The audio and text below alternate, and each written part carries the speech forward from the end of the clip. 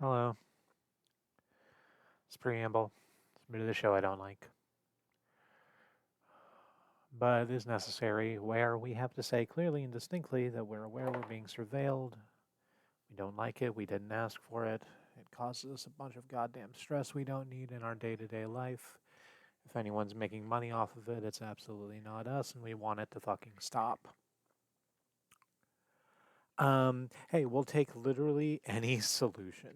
Um, we've we've said before, and we'll continue to say that well, we're willing to do the work ourselves if someone would just hand us enough hard evidence that we can actually take it to someone worthwhile and start that process. We can figure that out. Um, but we've also said that if someone pulled up next to us and said, hey, get in, we're going to get you to a safe place and we'll discuss what to do after that, we would do that too. We'll take any fucking solution you got because this sucks. The important bit for us is clear and direct communication of that because we cannot realistically, I talked about this a few days ago, sometime during the preambles last week. It was on Monday, I think. We cannot make a move based on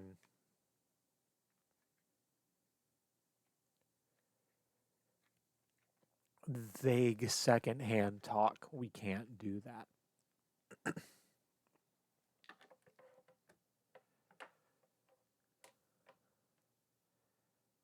because because if we are wrong, it does nothing but shove us out of what little safety we currently have. And we cannot give that up.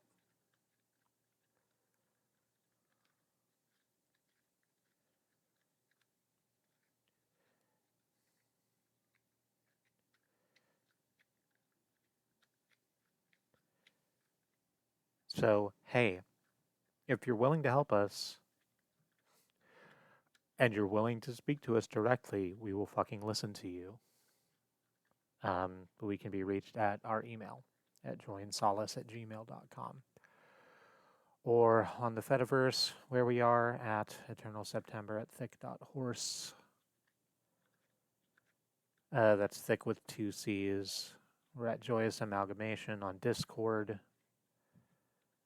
And fucking, you could whisper at us here on Twitch or YouTube, wherever you're watching this.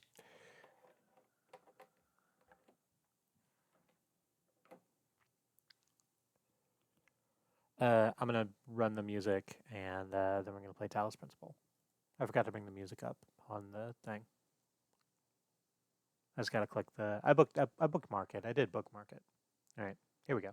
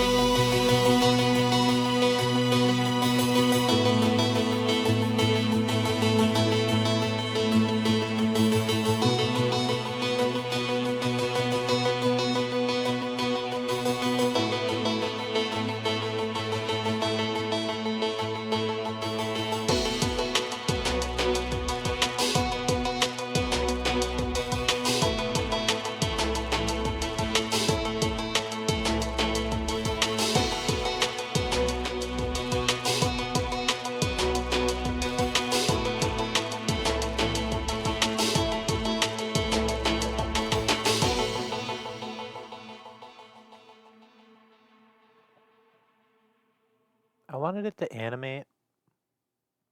I wanted the boot screen here to animate. Um, but I didn't. I haven't fucked around with GIF stuff for like a really long time.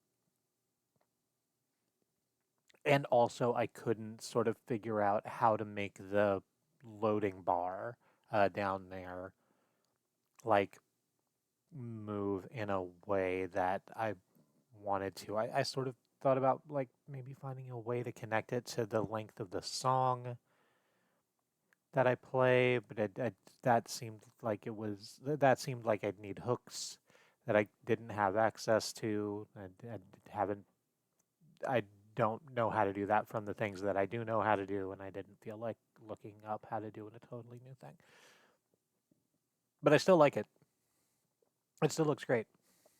Anyway, I'm gonna hit the button to get to the talkie box. Ladies and gentlemen, boys and girls, which I also updated. Ladies and gentlemen, boys and girls, and all those who do not feel represented by an oppressive gender binary, how are you doing? It's the 3 hours a day where I get to pretend that everything's okay and I'm fine. It's the stream. I'm September Tech. You're whoever the hell you say you are, for better or for worse. Please be better. Um, and I'm going to play more Talos Principle 2, as it says on your screen. It also reminds me to do the content warnings, which is nice. So let's do that. Before I jump into where we're at in the, did I remember to hit go on the two that says we're going live? I didn't, so I've done that now.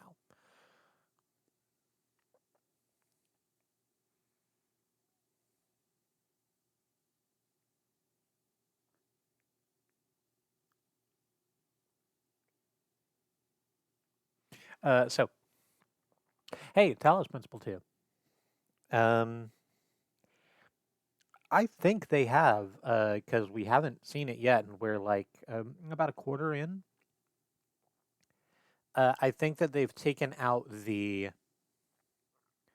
things that explode and the things that shoot you, so it is mostly a violence-free game, apart from the bits where I like make a poor decision and fall into a thing. But that's on me. That's not on the game. I do still need to warn for eye contact. All of the conversations in this game are with our robot friends, and they're just sort of barreling right down the camera. They have a much more human-like face than this one. So if that sort of intensity bothers you, please be aware. I'm giving a warning for motion sickness. This area is better than the area we're in right now, the north parts.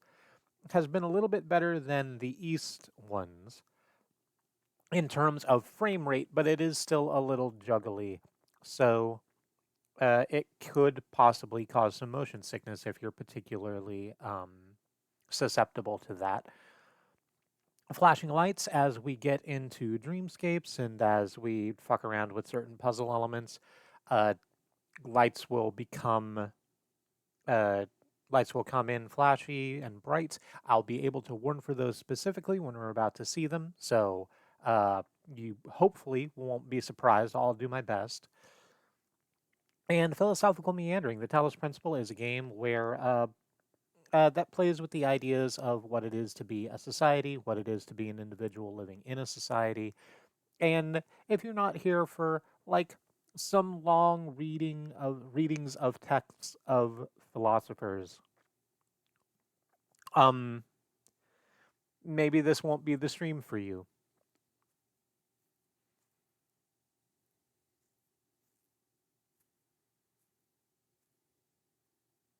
I've been thinking a little bit as I've been playing this game, um, as I often do, about the idea of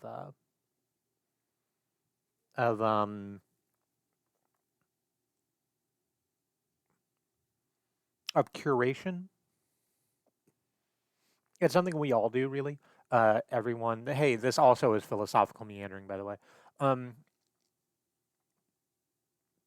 Everyone sort of curates their own lives, right? Or should, um, I believe, where you pick up things that are important to you and you leave the rest behind.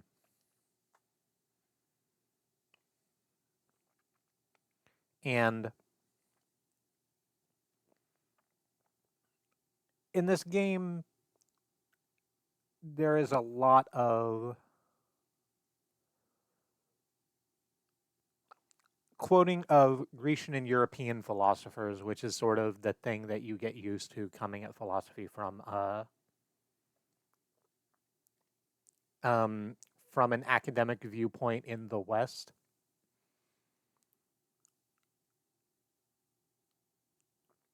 I really would like to see other um, majorly espoused philosophical viewpoints from not Greece and Europe. So, hey, it's rare that I call for someone to put comments on a video I'm going to post, but hey, if you're watching this on YouTube, go ahead and do that. If you have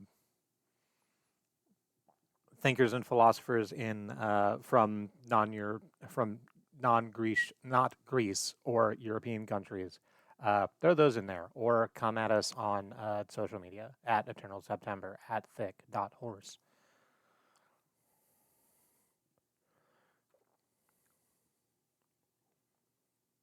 Oh, right. I forgot the content warnings for myself, which I also put on there, so I'm glad I did that. Um, it does say also I'm a politically aware kinkster, sorry, not sorry, and that sort of encapsulates it. Sometimes I make weird sex jokes or speak frankly about my trauma or make snide comments about things that are happening politically in my country, which is America. Well, it's not my country. I don't own it. I wouldn't take it off your hands if you paid me. This thing? No. It's insulting to me that you put it up on Craigslist in the first place. You knew you did bad. Um, that's so sorry. I didn't expect that out of myself, but I'm very tickled. Um, yeah. If that's not your vibe, that's okay. If you feel comfortable being around that sort of energy, happy to have you here. If you're here specifically to mock that energy, don't be. Go do something else. You have energy. You can use it in any way you want. Why are you expending it in this way? You have a limited amount of time on Earth. Why aren't you using it to do things that bring you joy instead of just letting you stew in rage?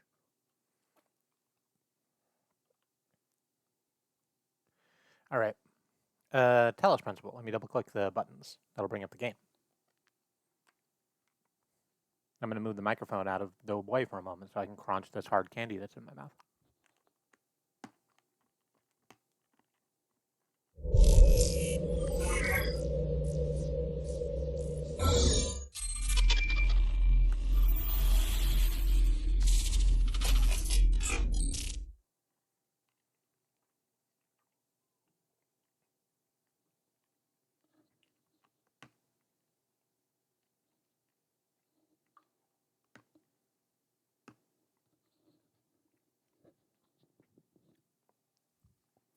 I also updated this screen to bring it a little more in line. You still got me down in the corner, and then the name and pronouns are in their own little Windows 95 like box, as is the content warnings.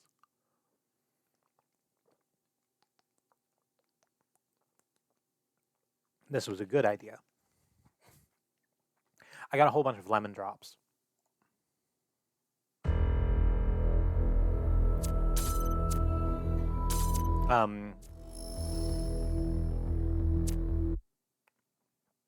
Because sometimes I need a sugar hit. And I've found soft candies and gummies, which is my usual go-to for buying candy, means that I go through them relatively quickly. It's not, oh, right. It's more difficult to just sort of plow through an entire bag of lemon drops just from the way that they are.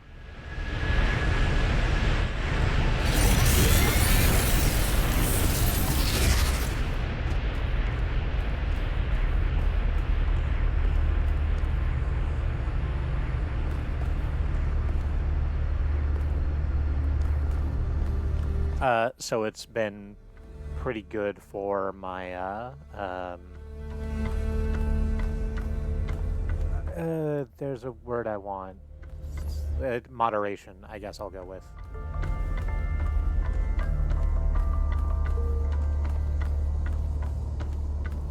All right. So, as a reminder of what the game is about, we are a robot in the society of robots after humankind got taken off the Earth by a plague. We are rebuilding, not from scratch. We're like taking apart things that humans Mark 1 have built in order to prop up humans Mark 2. And as we, the 1000th robot, rolled off of their production line, will go with,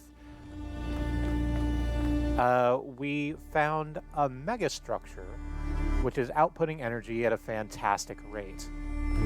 And given that our society has been having energy troubles, the folks in charge went, it might be nice to go check out that megastructure and see what it's about and if we can learn anything from it. And what we have learned from it is someone fucking built it. That's word 1. And word 2 is, holy shit, my god, to quote Dave Bowman, it's full of puzzles. Not Dave Bowman. Dave Bowman's the one that dies. What's the name of the other fucking character? Brain is handing me Robert Browning. That's not fucking correct.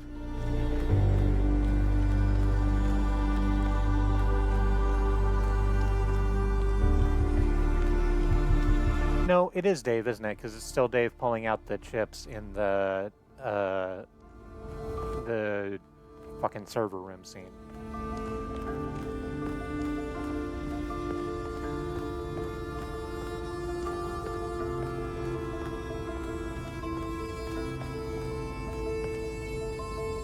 Sorry, I got a little sidetracked. Oh, well, I'm glad I came down here.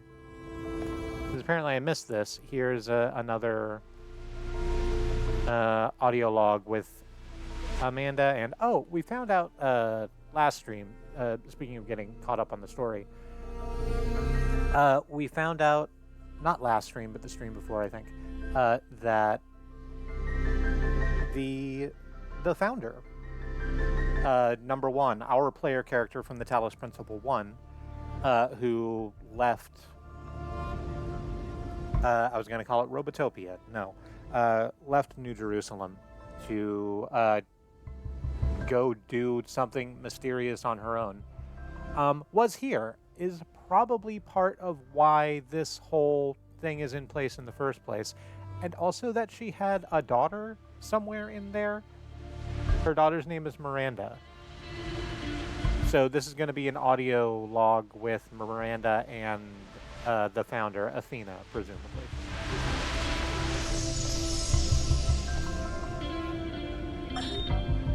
I wonder what it was like when the ancients were still here. Their world seems so lively. Not always in a good way. Interesting times are great to read about, but rarely great to experience. That's true. But they left behind so much art and philosophy and religion, and so many strange stories. Is New Jerusalem like that? It was, in the beginning. Oh no.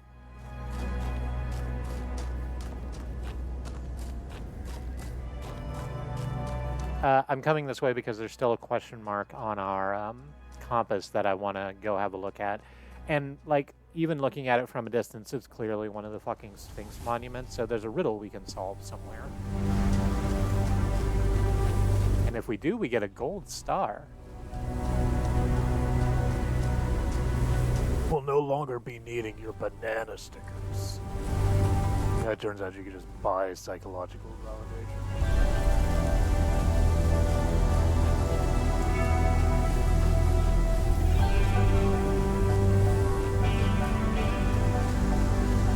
I really like Metalocalypse. It's got problems. But the sort of core idea of, hey, the ultra rich live in an entirely fucking different reality from everyone else is unbelievably fucking solid. What's on this?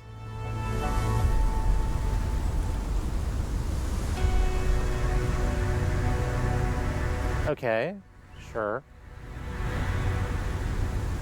Cool. So there's all the things. I just hit M like that was going to bring up a map of this zone.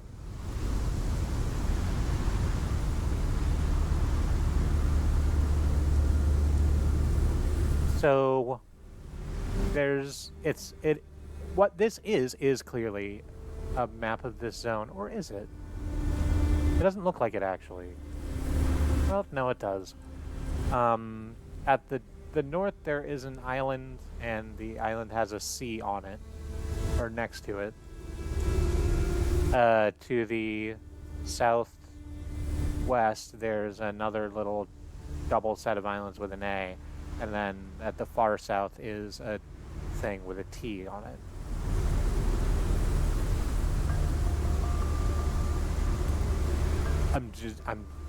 I'm glad I came up here for reference. I'm not going to try and solve that right now. I'll come back to it when we do the backtracking.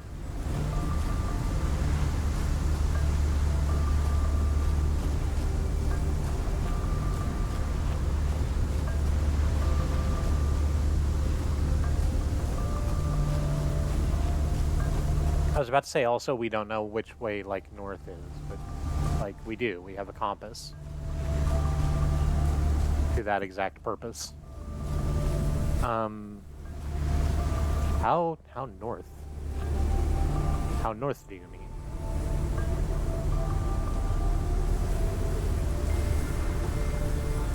Oh no, we took a couple steps away and the thing got fuzzy. Okay, there we go. It's coming back into focus.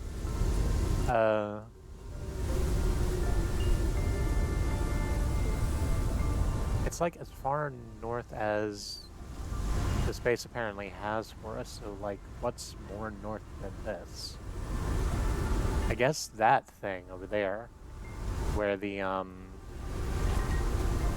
said I wasn't going to try and solve this right now. I meant it. I'm going to get in the tram, we're going to go to North 2, and we're going to just solve some regular puzzles. Some normal ass puzzles. It'll be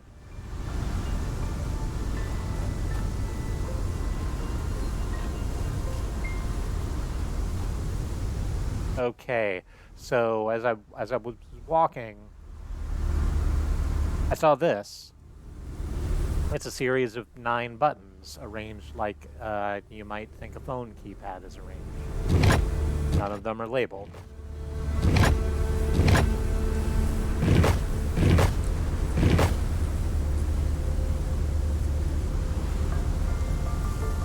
Oh.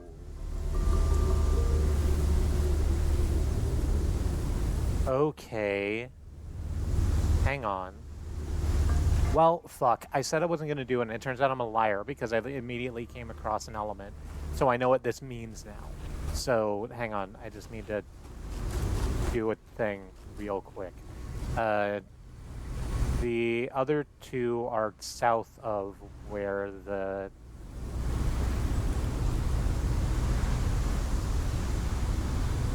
The other 2 are like south of where the things are. Of the main structure over there. So this is the only one that's going to be north. So because it's a C, we're going to take this 9-button panel and we're going to press in the top 3, bottom 3, and the left. On the middle to create a C shape, the letter C.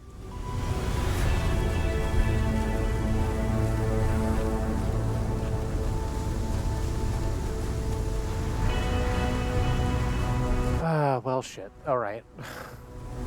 I'm not going to bother with the paths. I'm just going to jump down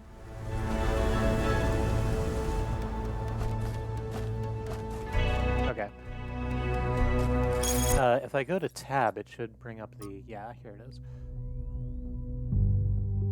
So, south and to the west, like basically underneath the main structure.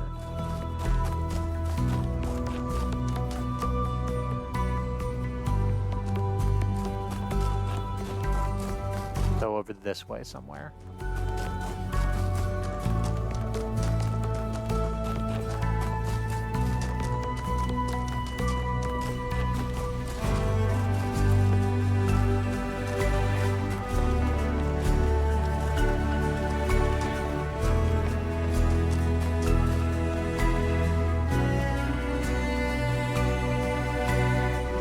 It's probably that out there.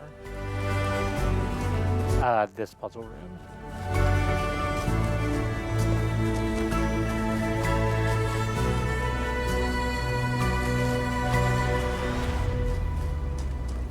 Or somewhere around it.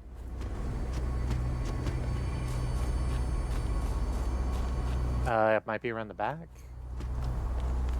Well, if it is, I can't get to it over that way.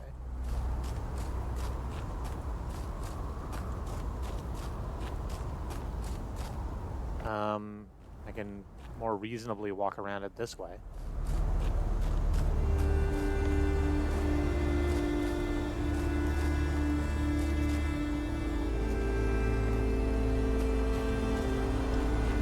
And yep, there you are.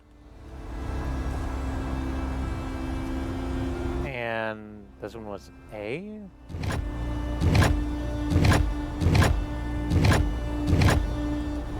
So I guess we do it like that.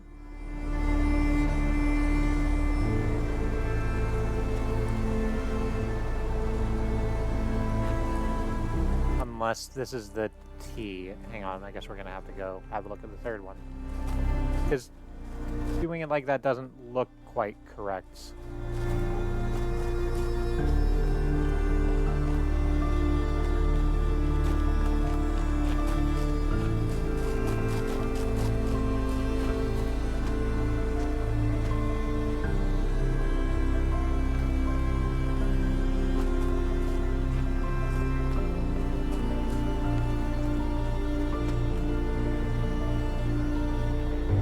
Yeah, I think this one's... I think this one's the T, and then the other one's going to be the A.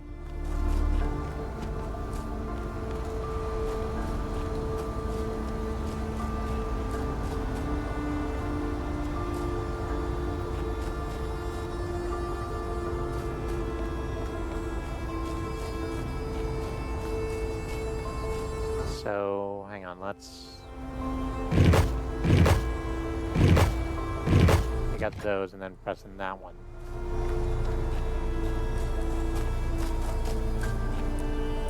Because the other one, the other...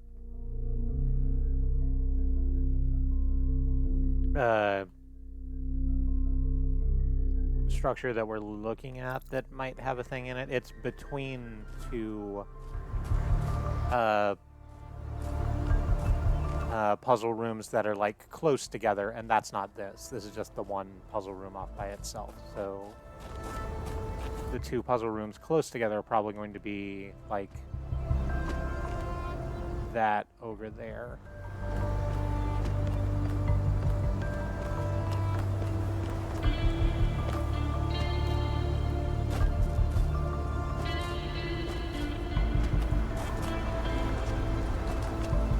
Probably on the back of this one that's like elevated.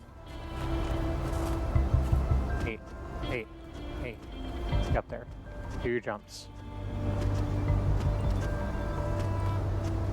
Great.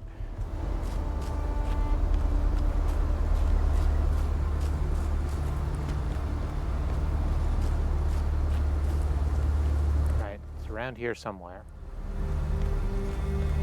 Presumably, if I'm doing literally any of this correct. I think I am.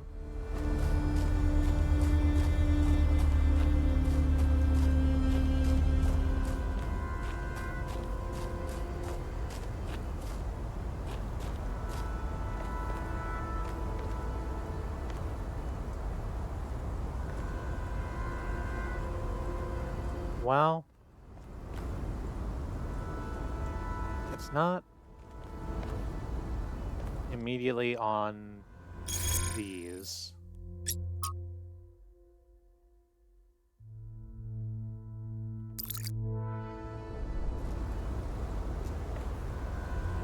It does kind of say it's between them on the Sphinx's map, so let's kind of look in this area. It's kind of on these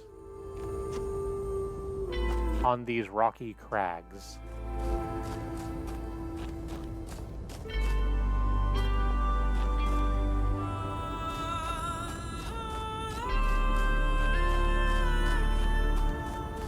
But apparently not. Let's run around the back of this one and see if it's back here.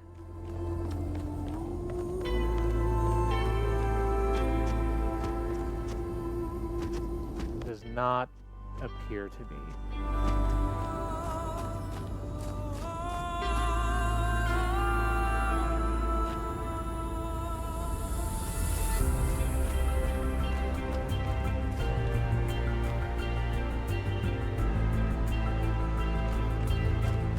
This is to the south, right?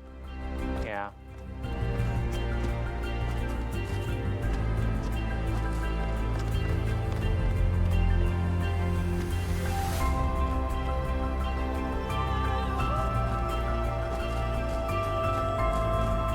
There's like a little walkway over this way. I'm kind of thinking maybe it would be over here.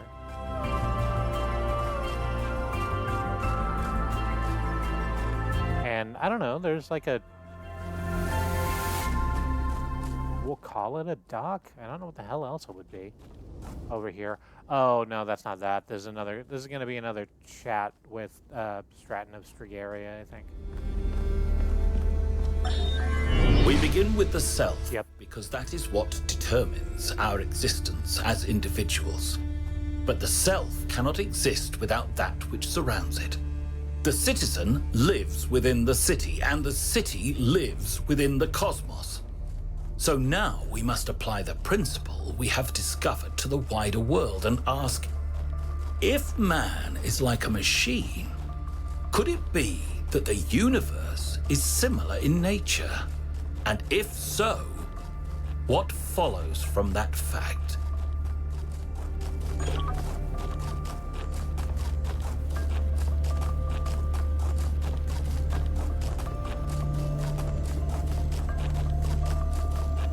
That it requires maintenance, and if you just sort of run it into the ground like nothing's gonna happen, you're gonna end up trying to drive a smoking over state lines.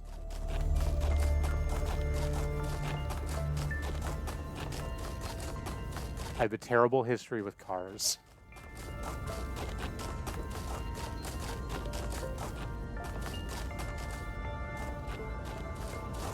I got slightly better about it, slightly too late for that to make a difference.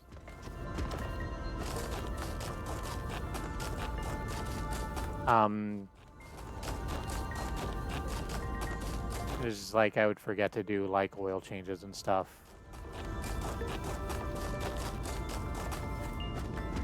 Which would, like, that's the thing, if you don't do basic maintenance, it compounds to, like, bigger and bigger problems. The classic saw of if you do not schedule maintenance, your machine will schedule maintenance for you.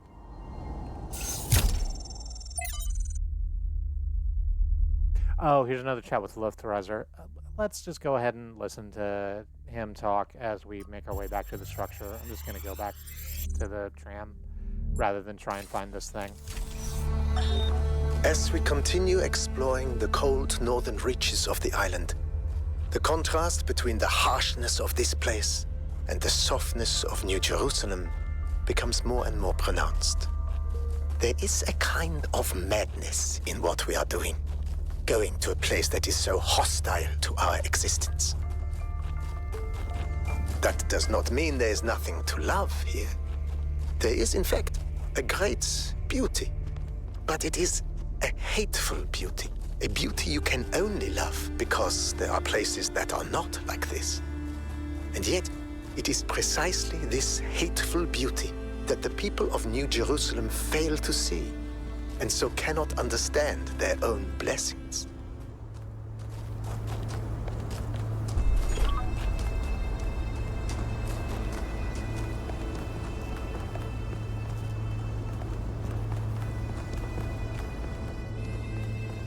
Rough. Oh, right. There's a chunk of nanomaterial over there that I'm supposed to hit and then follow, and I'm not going to do that. We'll come back to it. I'll just remember it's there. We're gonna move on. We're gonna move on.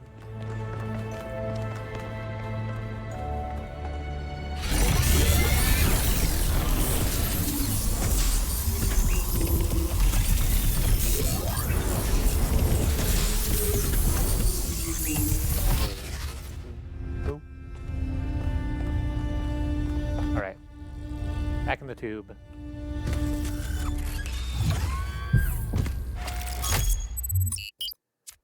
And we make our way to North 2, which calls itself Flooded Valley, or at least we are calling it that. Yes, another island. Sorry, Melville. Well, it actually used to be a valley between the mountains, but it's mostly flooded now. That probably happened long before the founder came here, though. Another legacy of our ancestors. Do me a favor, will you? Look for another one of the Founder's labs. We can't get back into the megastructure without getting to the third site in the north, but I need more information to make more fixes.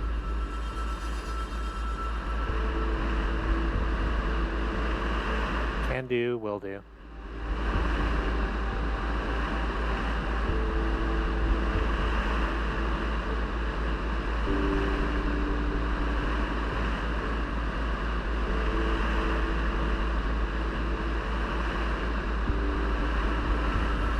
Oh, there's more trees over on the side, so that's something. It means the frame rate's probably going to take another dip.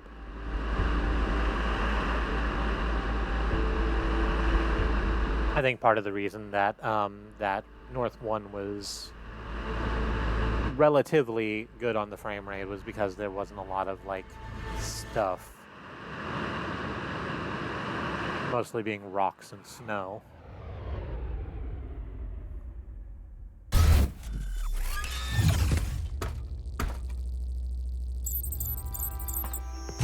All right. Let's get to puzzle rooms, except before that, we do have the Sphinx statue just like right here. So let's go ahead and look at it.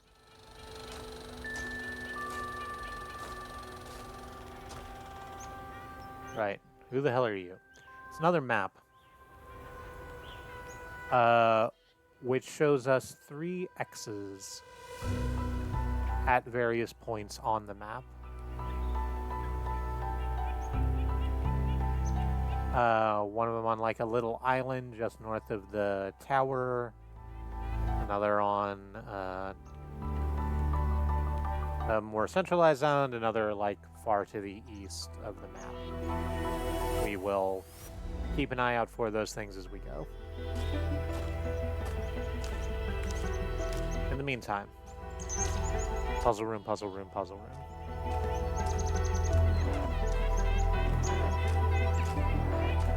I actually deeply enjoy doing the puzzle rooms because fucking of course I do.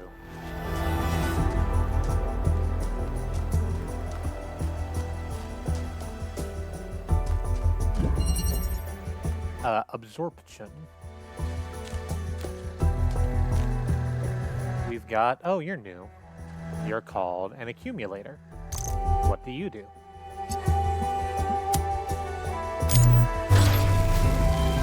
Oh, fun. I can point you at an emitter and you store a laser blast.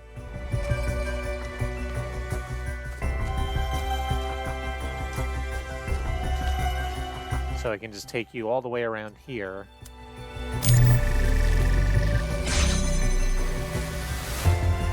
Yeah.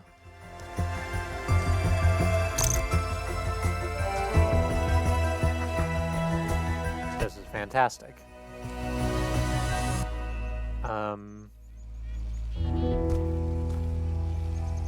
Well, hang on.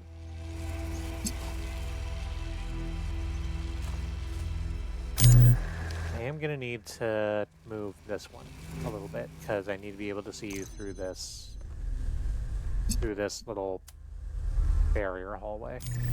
There we go. There's also a button to discharge, which is nice. So we're gonna take this other accumulator and yep, we sure indeed can pull a laser charge from another accumulator. So we've done that. We're going to use it to keep the barrier we just came through open and also unlock this new red receiver that's in there. We'll take the one we have, we'll discharge it, use it to take that blue laser, set it down there, and we'll progress.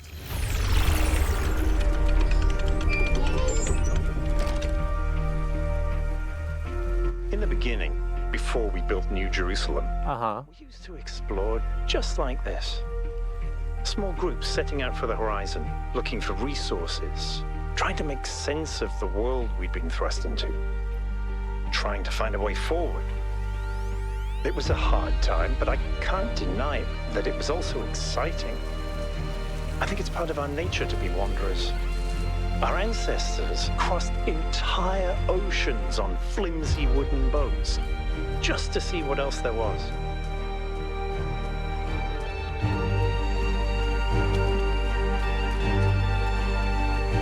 Is it weird to feel nostalgic for a time I never experienced? I just think I could have contributed so much more back then. You contribute plenty now. It's not weird, but it wasn't all sunshine. People died. Yemo, Calvin, Isaac. I know, Al. They were family to me. Sorry. It didn't mean to reopen old wounds. It's a legitimate point, but I don't think it invalidates the sense of wonder we felt. That's what kept us going.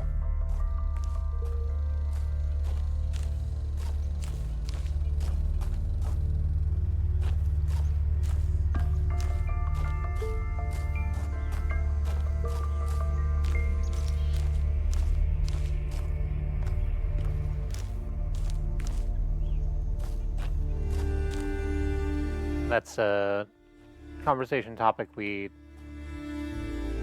had some writing that explored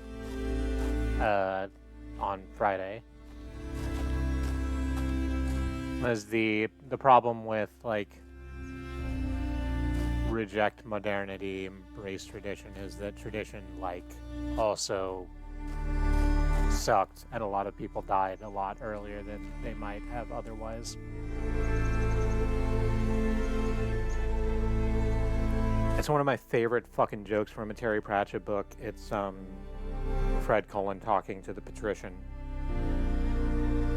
And Fred Cullen, being a bigot, is talking about, oh, I don't like werewolves and vampires, or they're unnatural. I've never been in favor of unnatural things. And the patrician says, what, do you mean you eat your meat raw and sleep in a tree? And it goes completely over Cullen's head, because, you know.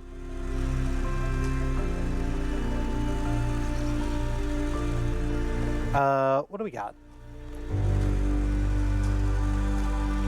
Is that fifth elephant? It must have been, because Cullen was in charge. Anyway. We've got...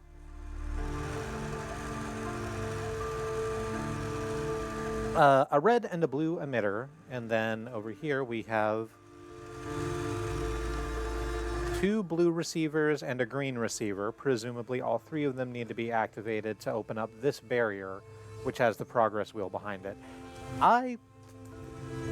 It's one of my favorite puzzle setups where it's just, hey, here are like 6 fucking elements in a little room. Figure it out.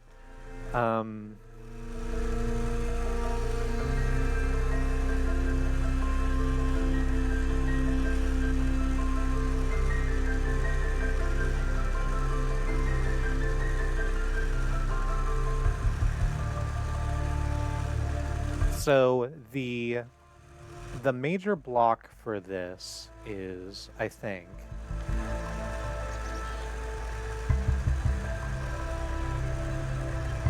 the fact that, like, we can take this accumulator, right? And we can charge it with blue. And we can connect it to the 2 blue emitters. And that's really easy to do. The problem is that once we then take the combiner and attach... No. Once we take the combiner and select the red emitter and literally anything in here that would give us a blue laser, and try so that we can make a green out of red and blue, because that's how RGB works. We set it down and the lasers will interfere with each other, and we just can't do that way. There's also not the usual fix for this, which is to have like a box or a raised platform that we can put some element on that would like raise the laser's path up a bit so that they can pass under and over each other. So how do we arrange these 2 things in order to hit all of that stuff at once?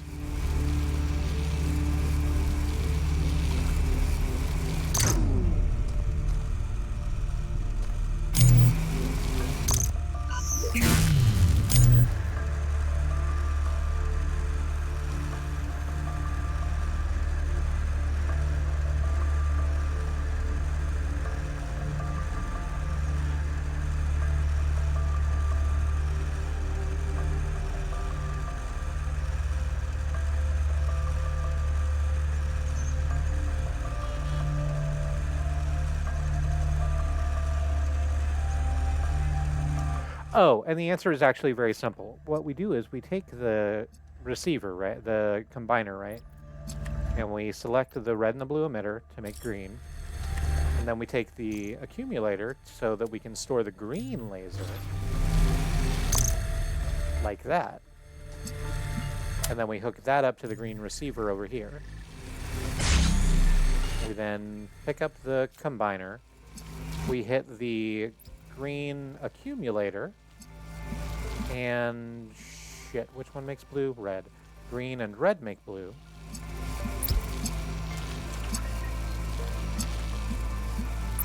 And we connect those to the blue receivers. There we go. Wonderful.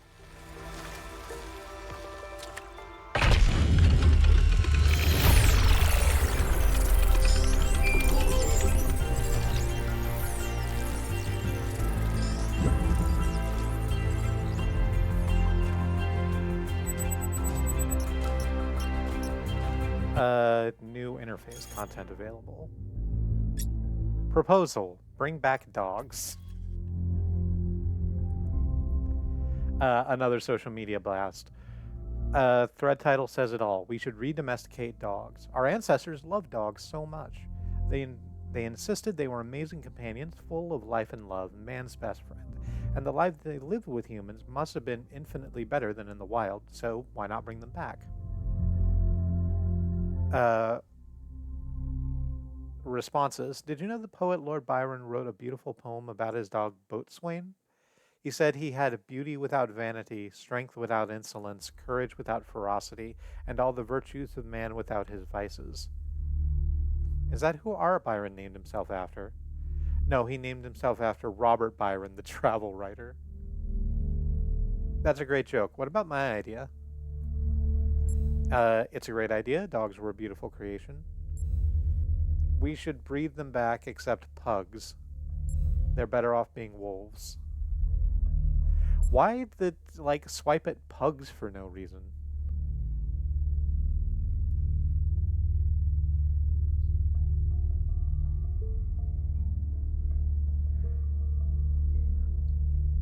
I, unsurprisingly, have a lot of feelings about people's relationships to dogs.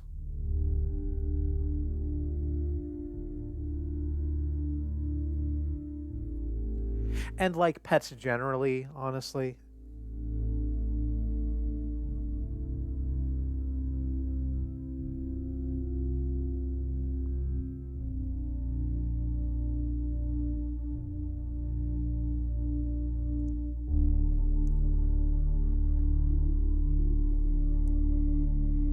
It's like the, hey, I did put the CW for philosophical meandering, and I'm not above that.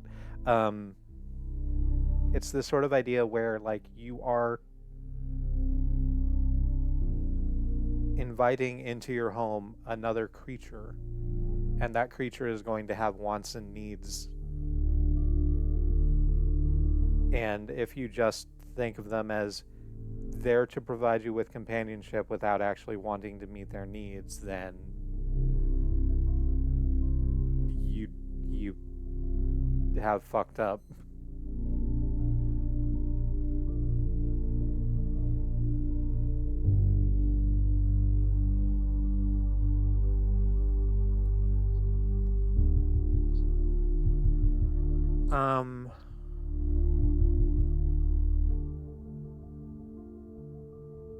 I actually just don't know how to answer this question.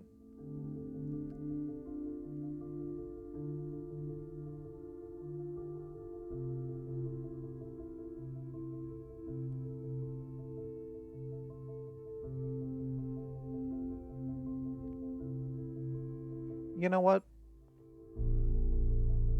I have trust in the society that has been built in this game, the human Mark II society, that they're not going to fuck up dogs the way that we have kind of fucked up the idea of dogs.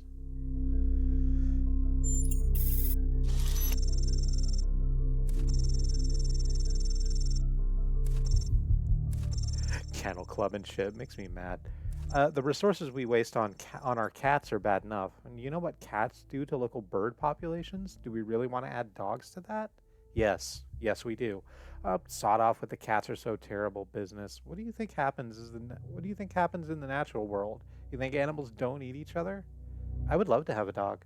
We would go on walks together and it would be very excited about every new smell, and we could play fetch. It sounds magical to me.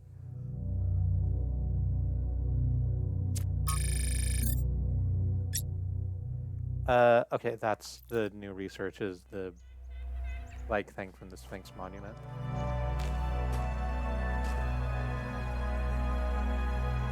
Well...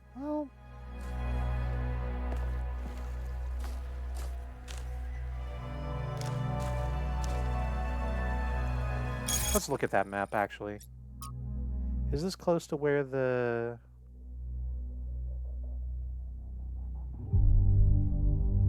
Sort of.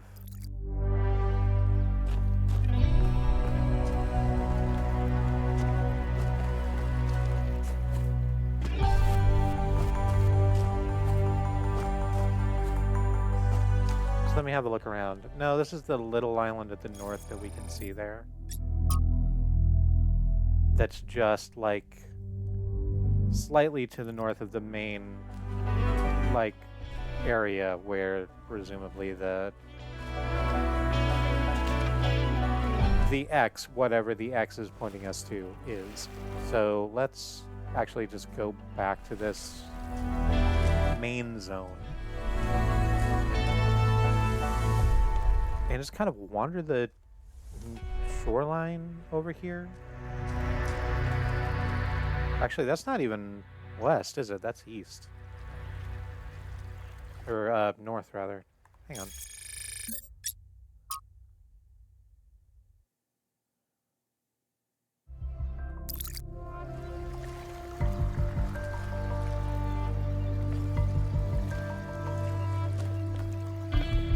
Do we want to be, like, significantly further north than this to try and... do whatever the hell it is it's asking of us. I'm trying to figure out where we are on this map.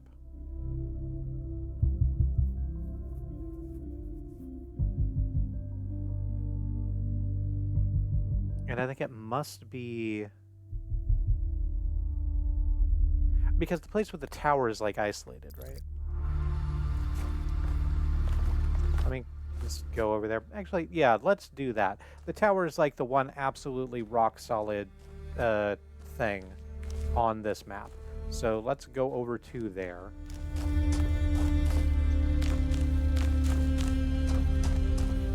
And work it out from there. We start with what we know, and then we extrapolate. Prep DM.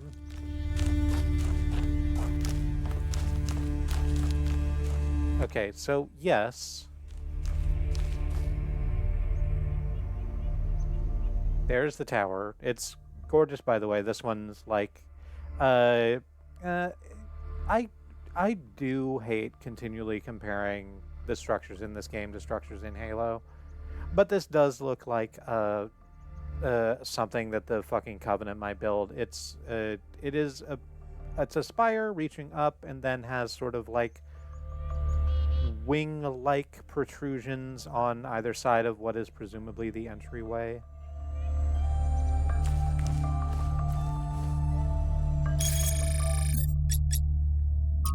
It's gorgeous. Okay, so that's the little middle part that we can see between that and that. So we're actually on the space that we need to be on, and like round about the right place to find that middle X. So where is it and what would it look like? Is it at the top of this? No, it's not quite at the top. It's like a little bit into the forest, I guess, somewhere.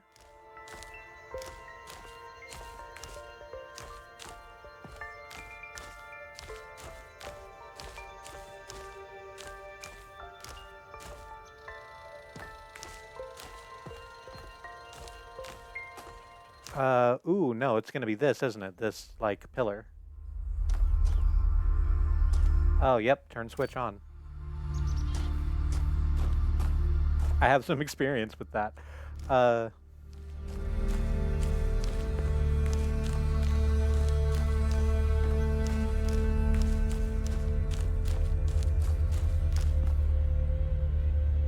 We'll deal with the other two when we get around to it.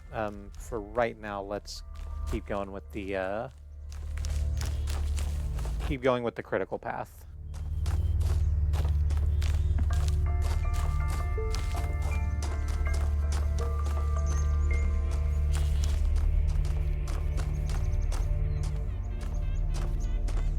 You know me, folks. I have some misgivings with the golden path.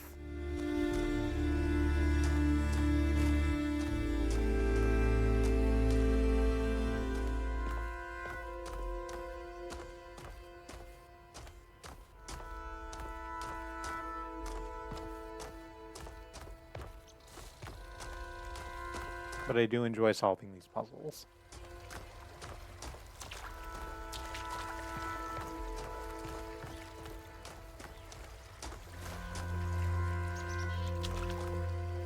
All right, out to 2. We did 2 already. Out to find what happened to 3. Where'd you go, 3?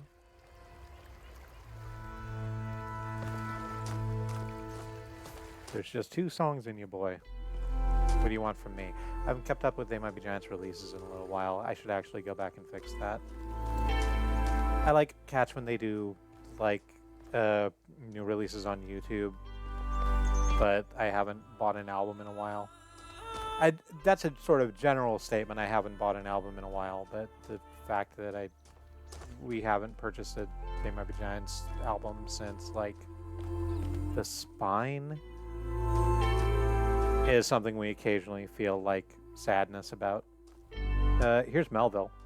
Hi, Melville. I've been wondering, what made our ancestors settle in these god-forsaken places?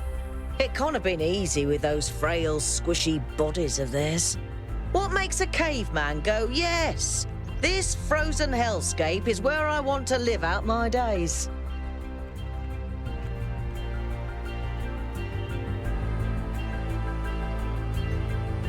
You think Byron was right?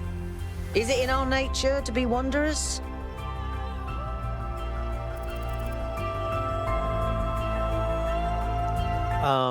No, it's just about resources and population pressure. Yes, I think they came here looking for beauty. Yes, because people are drawn to the idea of building a new society. Yes, because we like to overcome challenges.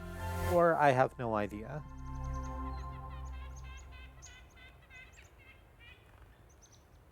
I don't think it's necessarily just about resources and population pressure, but then again...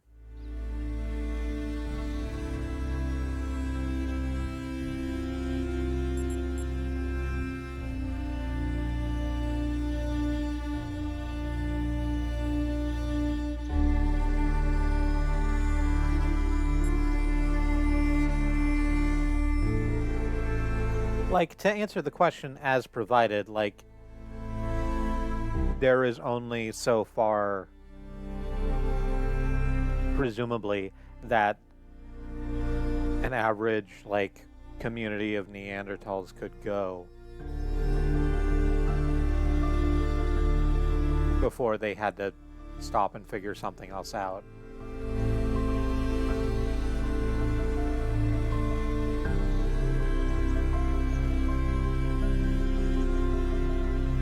Well, no, that's flawed logic, isn't it?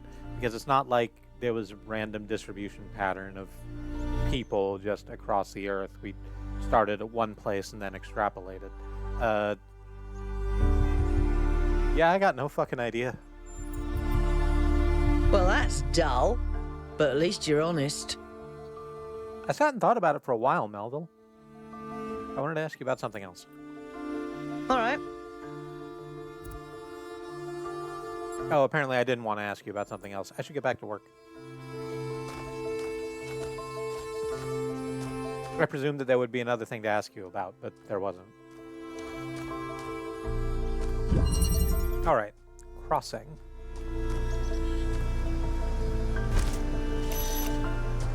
Probably like my 40th favorite Pokemon.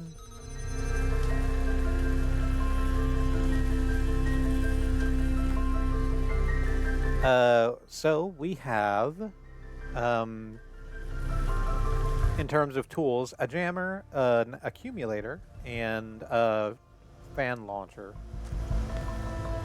If we stepped on the fan launcher, it would almost assuredly throw us into this little cordoned off area where there's a fan launcher to get us back and also a switch with a button on it. Or I'm sorry, a crate with a... I'm sorry, I was sure that crate was on top of the switch, but it doesn't appear to be. Hang on.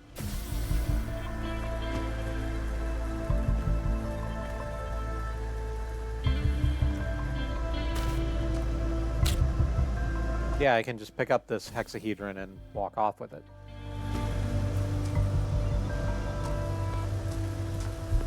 Hell yeah, free box.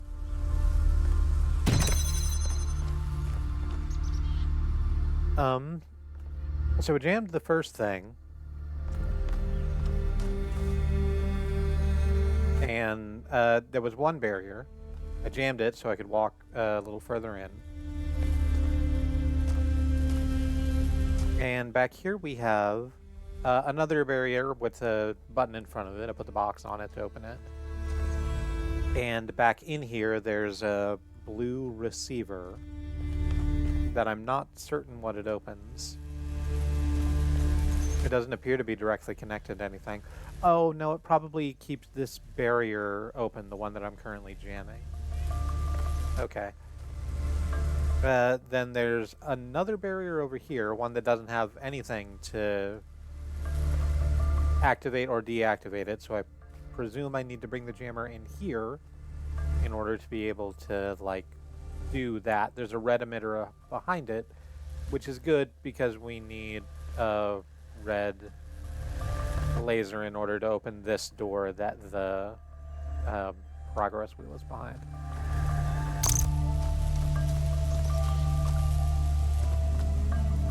Alright, so let's go ahead and accumulate laser.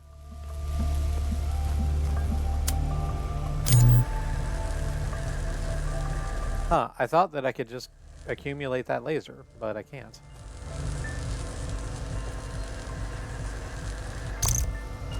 It's behind a fence. A fence that I cannot easily get over.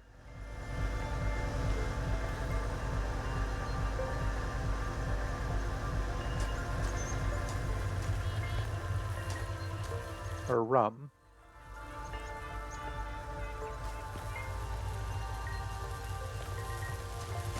Like, if I take this box and set it down, is that going to allow me to jump over the fence? No. Oh, okay. I had assumed that, like, me getting caught on the, me getting caught on that piece of fencing, having been launched over the, when I got on that first fan launcher was like a goof. Like a flub, the way that the fan launchers have been flubbing sometimes because of the frame rate being what it is. But I don't think it is. I'm supposed to... I think I'm supposed to land on top of there so that I can... Yeah, select the... so that I can actually get to that laser. Yep. A little too much.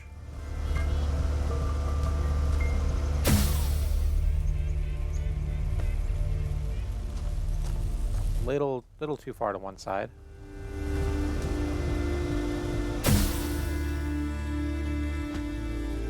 Okay, fantastic. No, I can't reach it from here. I actually think I'm not supposed to be able to get up here. Now that I'm thinking about it.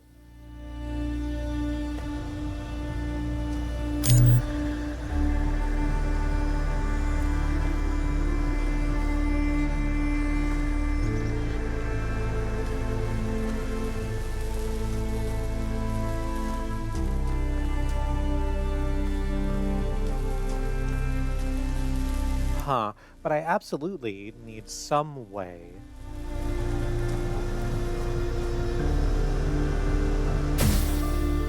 to elevate the accumulator so that I can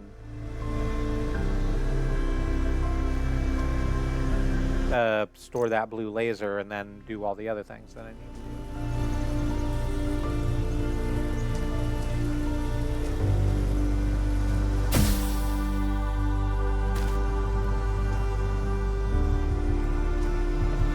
Now I could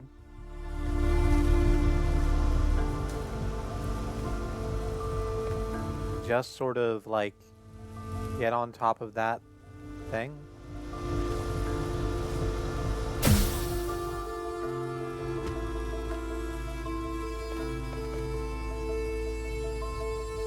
And just kind of jump my way over there if I don't fuck up my jump like I just did.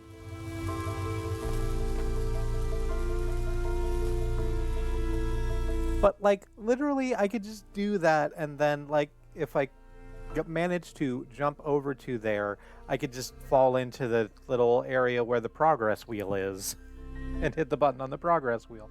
So that's not it. That's actually just game breaking. So, how the hell? Oh, okay. I've got it. Here's what I do. Yes, okay. I'm not used to being able to jam the fan blades, but I can. So, I've jammed that fan launcher that we have. That'll give me the capability to put the box on top of it and connect the accumulator to the blue receiver and set that up so that when I let go of the jammer, it'll launch the box into the air It'll raise the accumulator to the degree that I need it to be able to eat the laser. And then I'll have the laser.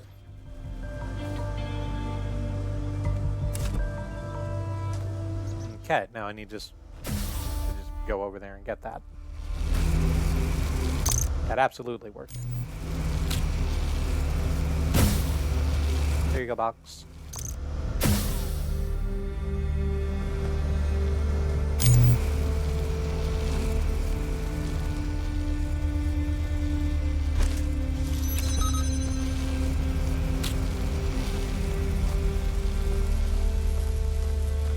Set the box down, we put it on the thing. Open that door so that we can take the accumulator and accumulate it.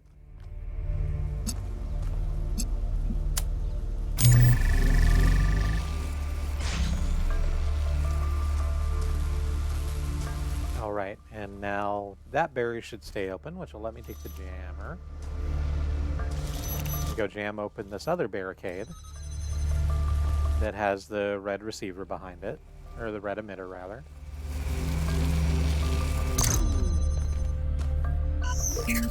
We discharge the accumulator so that it's free to eat up this red laser. Yummy, yummy, yummy.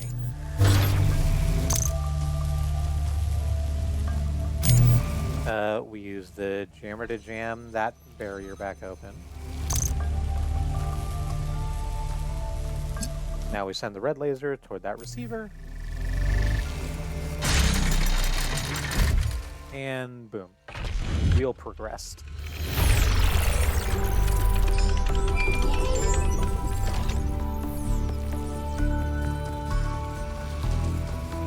There's so much history here that we can't see. The founder must have walked these paths hundreds of times, maybe thousands. Miranda must have stood right where we're standing. This all looks alien to us, but it must have been familiar to them.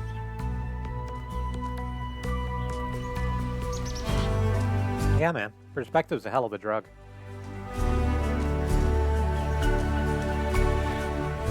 If this was their home, where are they now? They must be inside the megastructure, waiting for us to pass the test. It's the only thing that makes sense.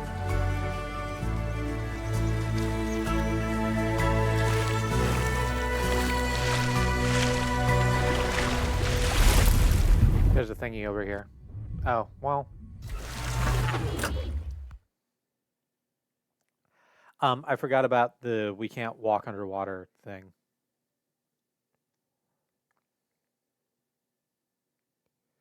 There was a sort of pointy concrete structure sticking out of the lake that I wanted to go look a little more closely at, but apparently I can't get that close because the water's too deep.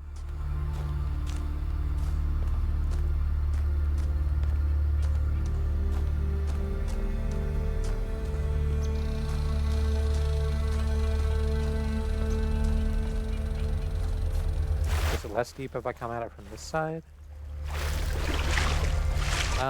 Yeah, a little bit.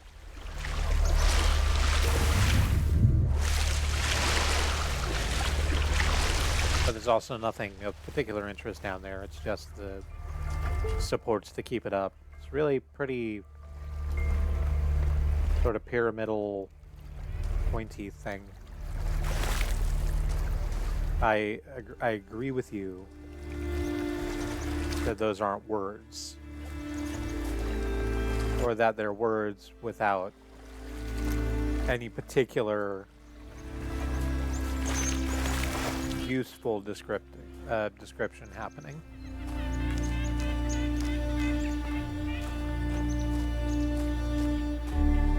It's a little hard to like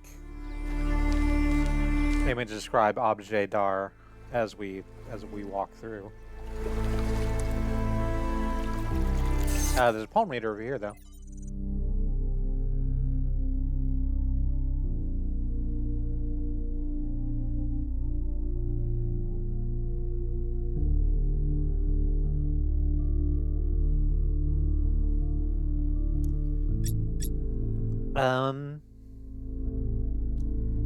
And yet it moves. A fascinating story I discovered in the archive concerns a great scientist by the name of Galileo.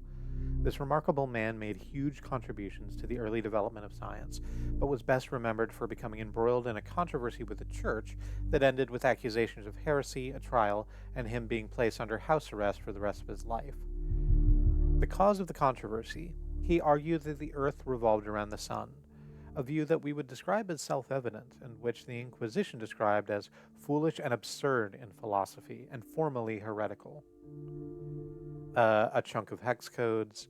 A story became emblematic for how society often punishes those who try to push our understanding of the world forward.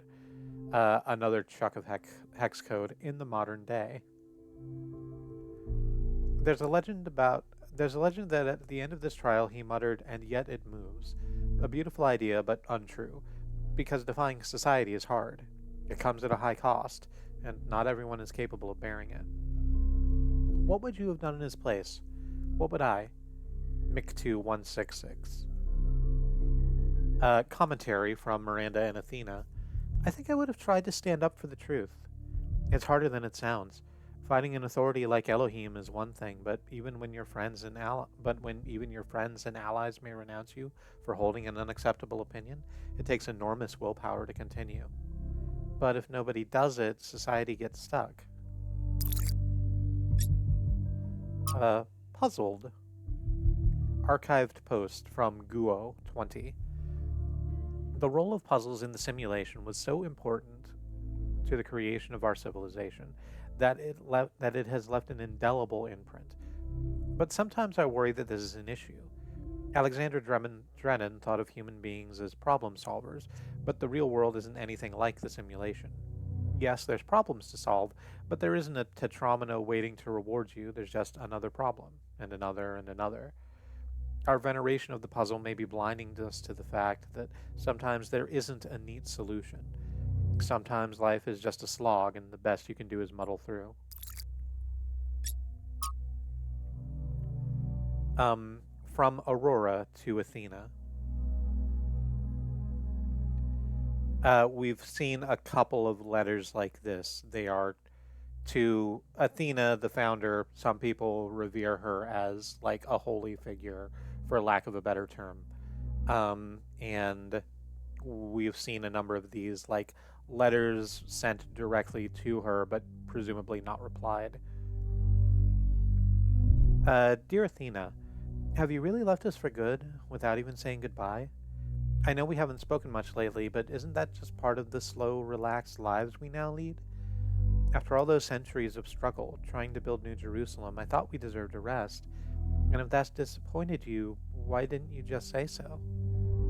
I know you disapprove of all of those silly titles they give us now, but we really were your first companions. We know what it was like. I was there when Yemo died.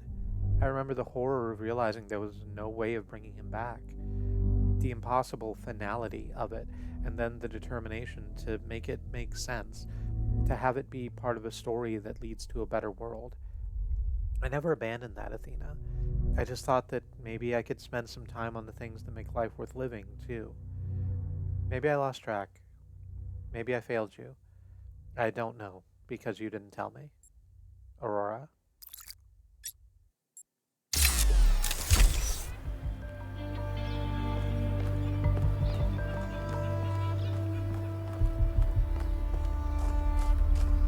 Oof.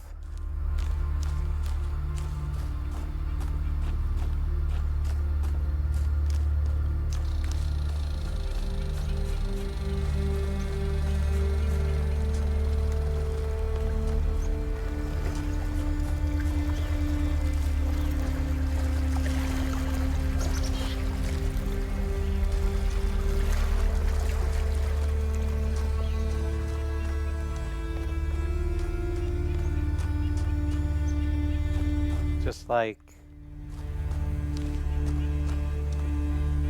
imagine being a person that works hard.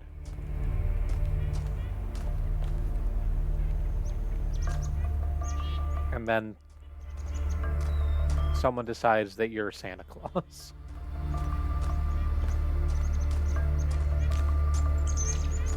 And that granting everybody's wish is now your responsibility.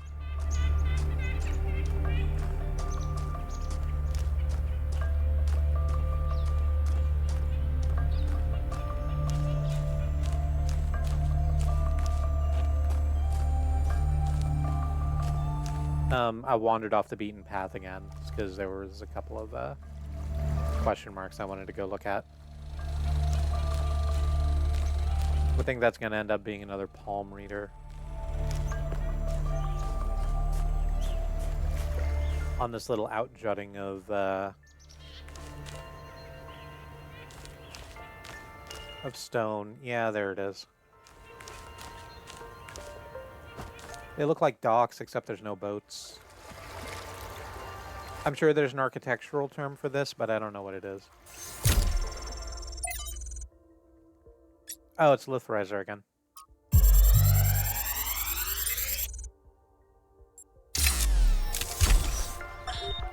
One of the most foolish illusions that commonly persist is that nature is a victim and humanity is a perpetrator. This can only be the opinion of someone who has not witnessed nature at first hand, who has not seen its immense and awe-inspiring baseness.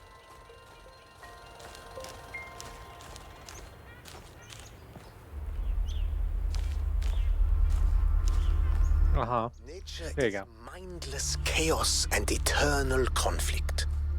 A system of predation and consumption whose perfect cruelty can only induce a terrified and unwilling admiration.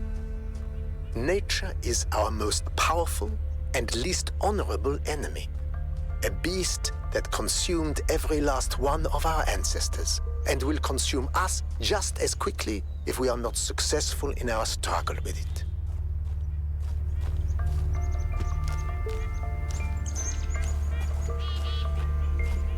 Bleak. Don't necessarily disagree.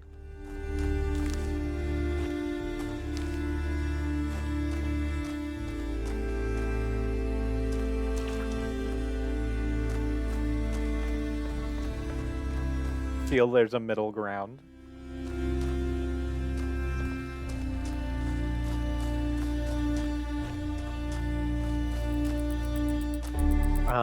What do we have? We have a connector. And a whole bunch of area to walk around in. There's an area back here that's separated with a membrane. There's another connector back here and a lot of windows out.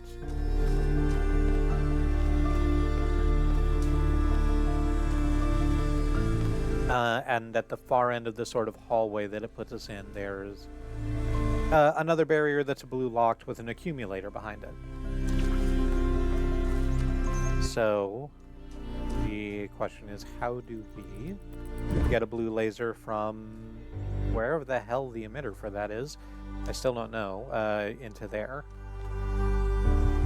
Oh, is that it? No, that's not it. That's the Prometheus. That's the Prometheus button?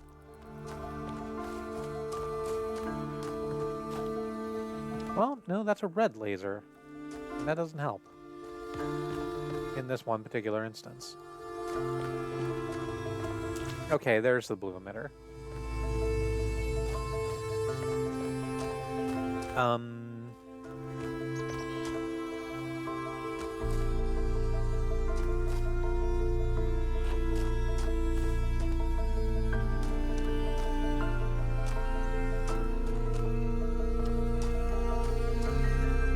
So that area is sort of blocked by a fence.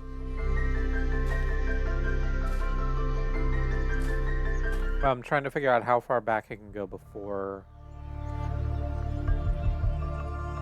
I can't see into that hallway through any of the windows anymore. And it's about this far, which is like my back's against the wall. And I still don't know that even if I place the connector like exactly here, there will be a place where I can like angle that other connector at it. But fuck it, let's give it a shot. It might just be a really, really tight go. Oh, that's the, yeah. No, connector, please. Please connect, connector. Thank you. Alright, let's pull it as far to the side as we can. That is exactly as far as that can go. That is coming within a hair's breadth of that wall.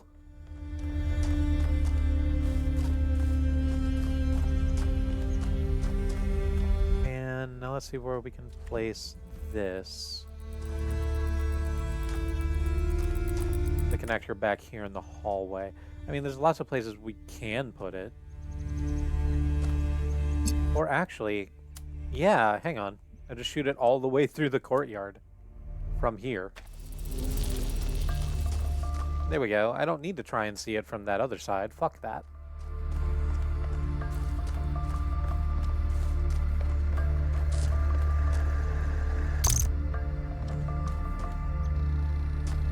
Oh, huh. I've just realized that...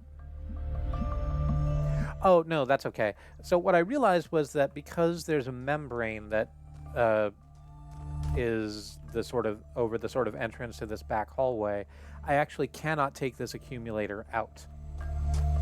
It doesn't let me do that. But that's okay, because I'm not supposed to. What I'm supposed to do is come over here.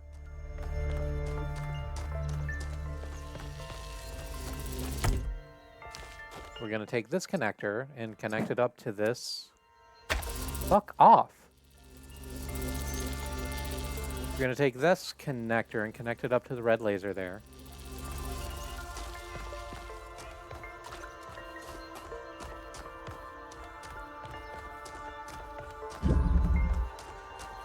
And then we can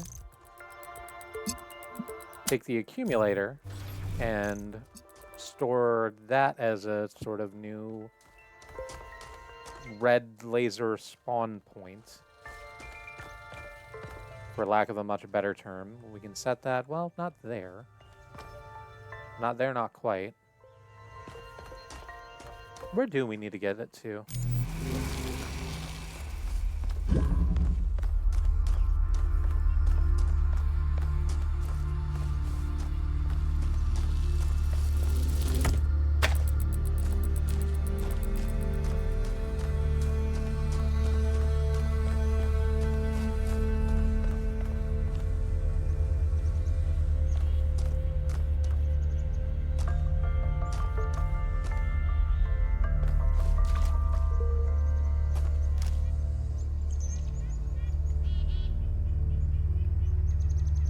Yeah, we just need to take that accumulator, put it against that window.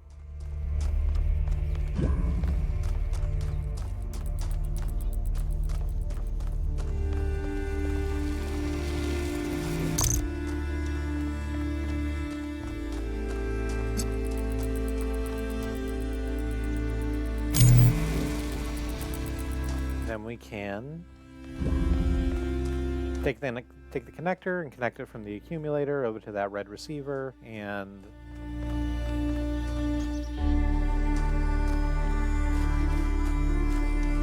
Bob's your uncle, whatever the hell I did with the connector. Here it is.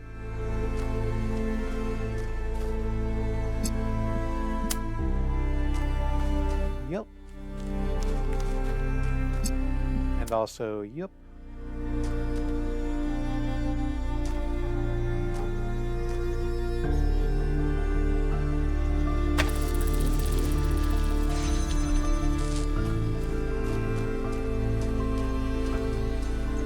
Oh, I sort of thought that would be enough, but it's not. But it's almost enough.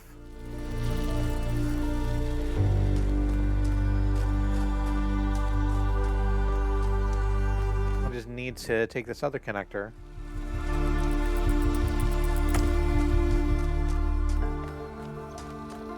pardon me, and bounce that laser over into there.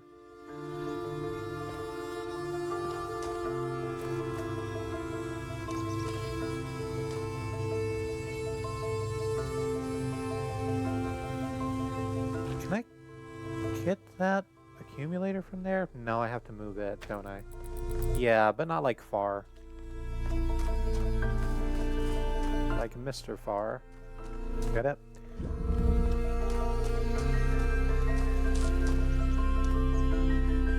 Oh no, that's also like as close as that can get, huh?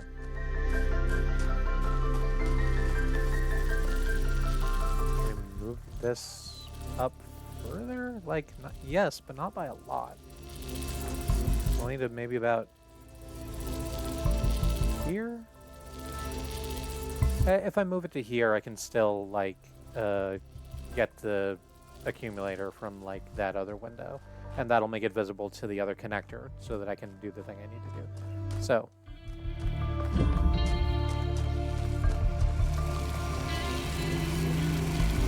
I'm going to right-click to keep connections. Set it there.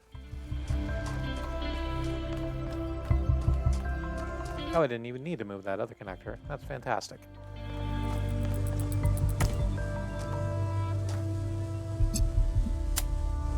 That there. And that's not quite right. I need to move that over just a little bit.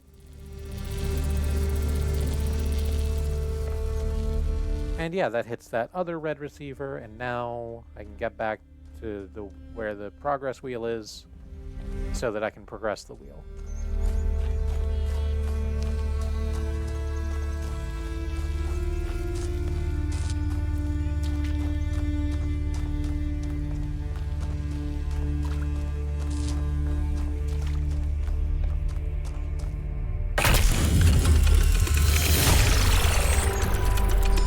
The particle clouds continue to be exactly the same.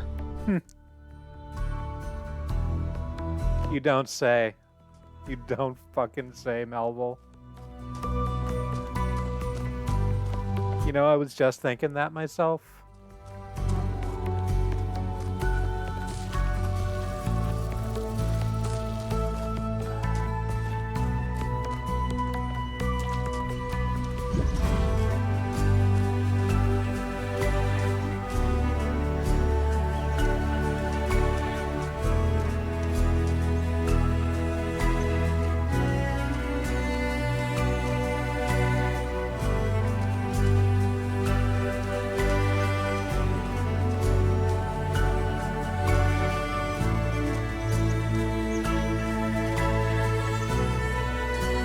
Real quick, let's go and have a look at this other question mark over here. Because I don't think there's actually another puzzle room over this way. So, that'll be good. We won't get back to here in a reasonable amount of time. The hell even is this? It sure is making us wander through this, beautiful coniferous forest covered in snow.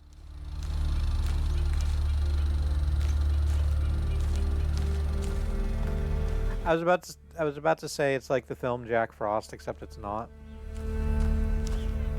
It's one of my favorite episodes of MST3K.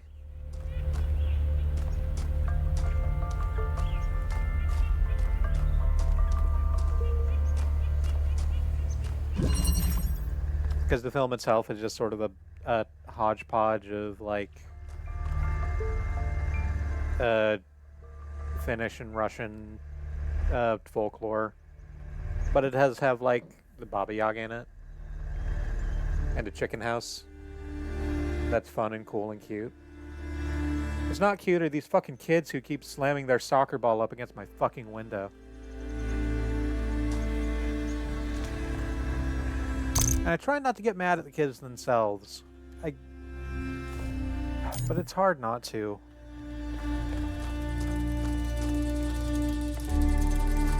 Alright, so what do we have and what are we doing? Here's the progress wheel back here. there are fully 4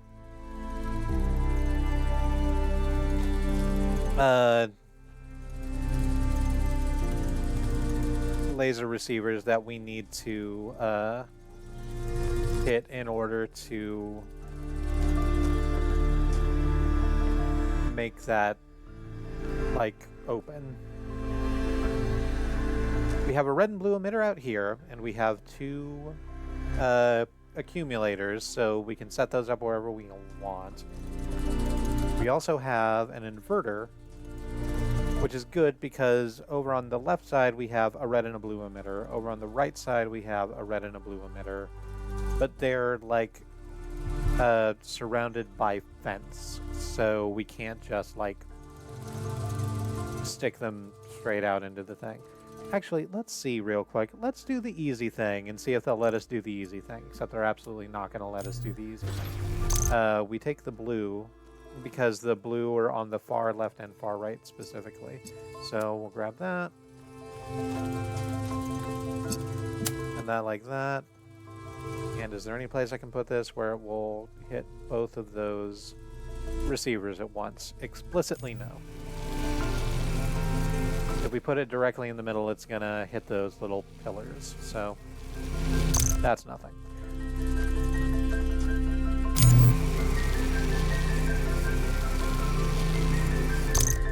Let's discharge that.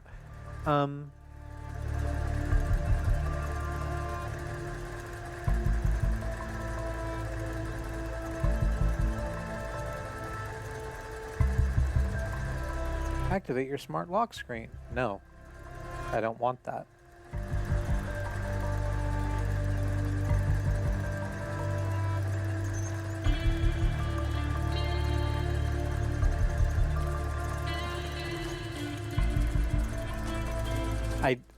I have more than enough stuff that is unsolicited putting shit I don't care about in my face. I don't want another one. Thanks, Samsung. Or Motorola, whoever the fuck makes this phone, and is the reason for that. It's a Motorola phone. It's the one that's got a fucking stylus in it. I thought I was going to use that more when we bought it, and it turns out we just don't, because, like, drawing apps on a phone aren't, like, that good.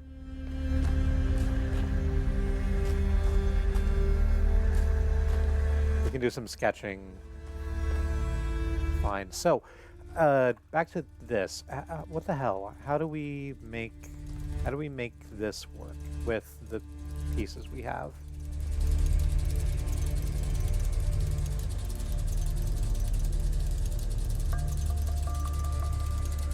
We've only got the one inverter.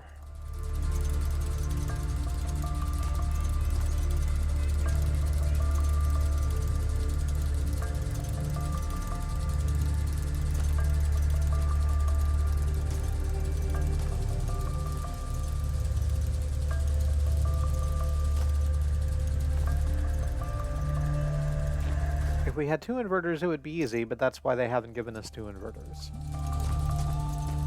How do we do it with one?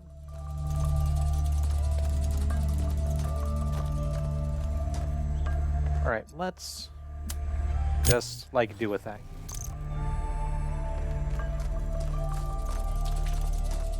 Let's take a blue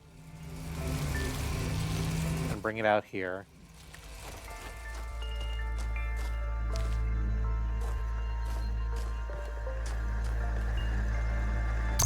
Then take a red and bring it out here. And see what the fuck to do about that. Okay, so is there any reasonable place I can set this? I mean, there's plenty of reasonable places to set it. Is there any reasonable place I can set this that's going to be able to hit? There's definitely not anywhere we can put it that'll hit both of the reds at once.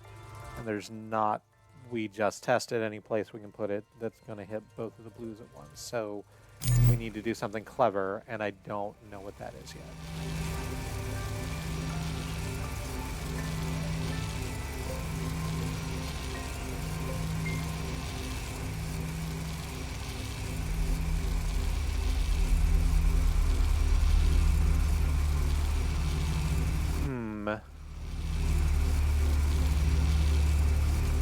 Okay, I think I see it.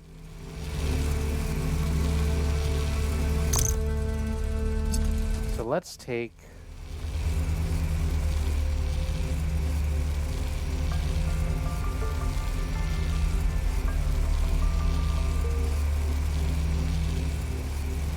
Let's take this blue emitter here. Or the accumulator, rather. We'll just... Nope, stop that. Connect it to the thing, please. There we go.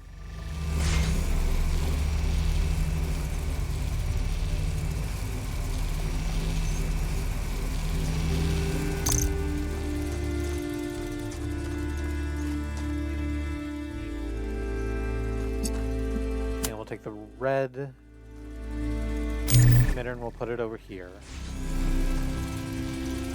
And does this work with both of these at once?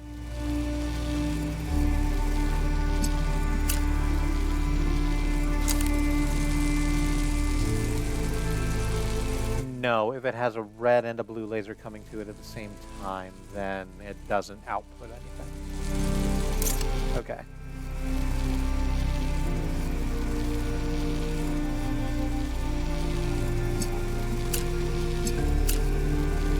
So we can attach it to the red and then put it there, and that would make the blue happen, but it means that we don't have...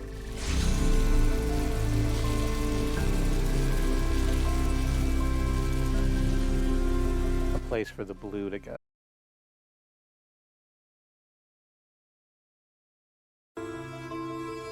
For a company that makes millions of dollars, Twitch is a bad fucking service.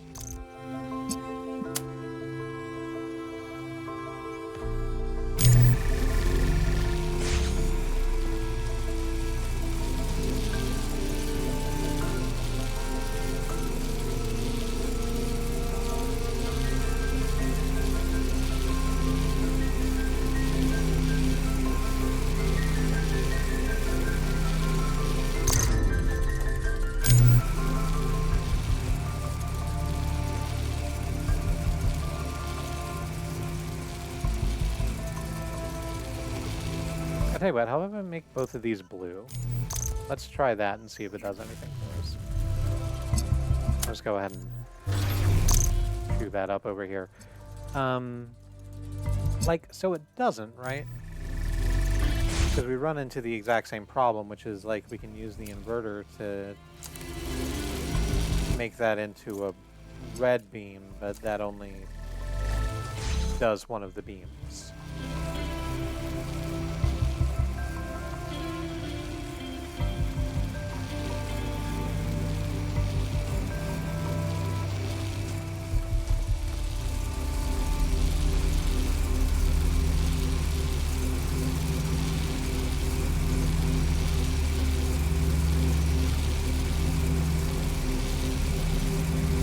There's like no way to get the original emitters here to bounce into this back room where the receivers are. So let's put that out of our mind.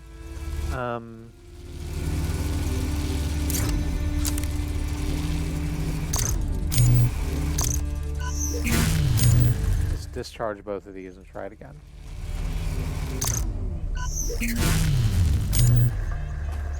Sometimes you just got to reset everything and look at it all with a clean slate.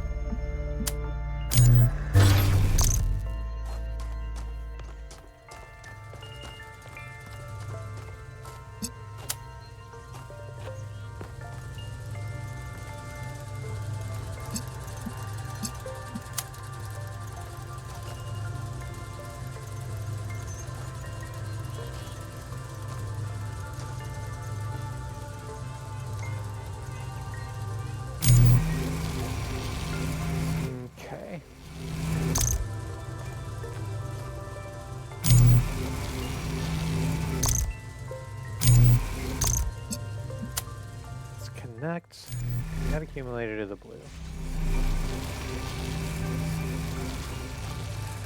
Like, if we put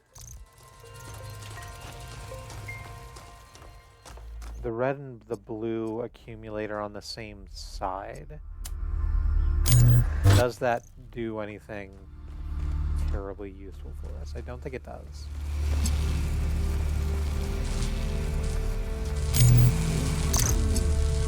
I think that becomes the same problem. Which is, yeah, we can't now use the inverter to, like, we could use the inverter to change one of these and turn it into a thing, but...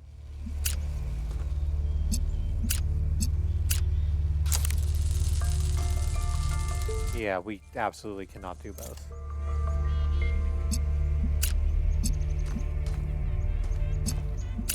You see now, you cannot do both. Tell me now. Is there a man among you here? Is there no one who will stand up and try to fight?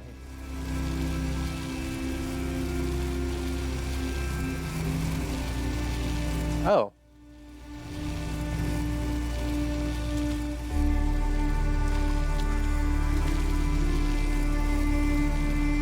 Oh, okay. I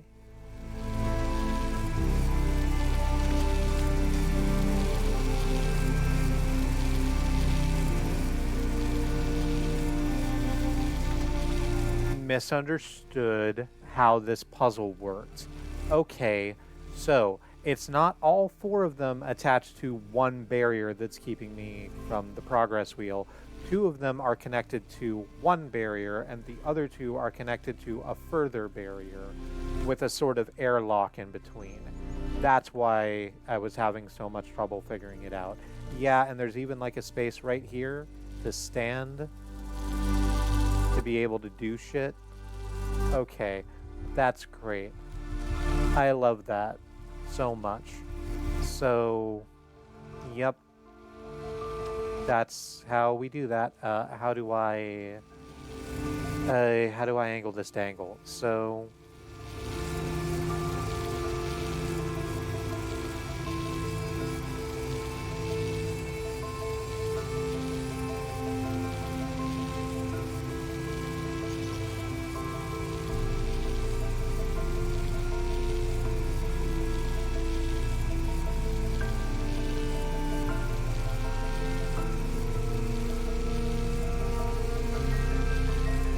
yeah, this actually just lets me do the thing I wanted to do in the first place. It gives me the enough room to be able to actually make that happen. So let's take the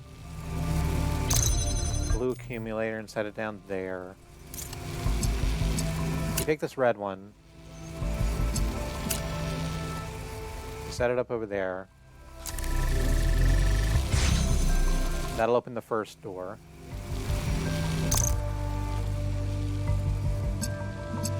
Then we can pull the blue accumulator back far enough that it will be able to hit both of those.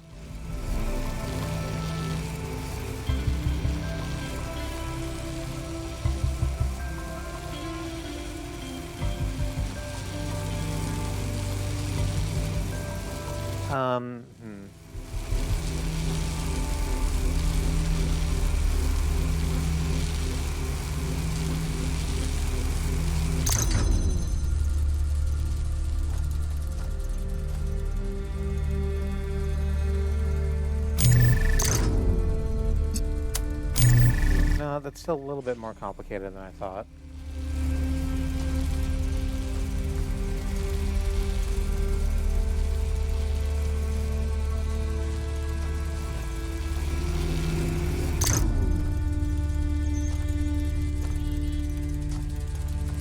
And the reason it's a little more complicated than I thought is because this needs to be blue and not red. Okay. So we'll take that, we'll discharge it. We'll make another blue accumulator real quick. Oh, wait, I forgot to actually charge the damn thing. There we go.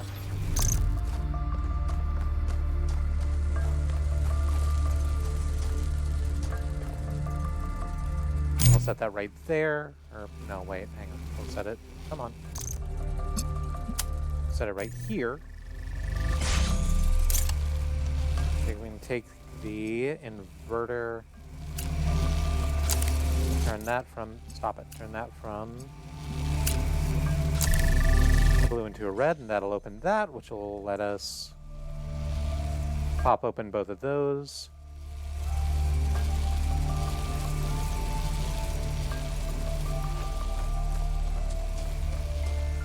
And now we just need some way of getting the inverter in through here.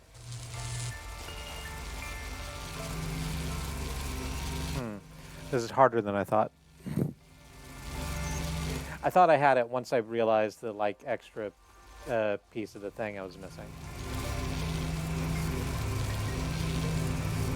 But I think I'm still missing something.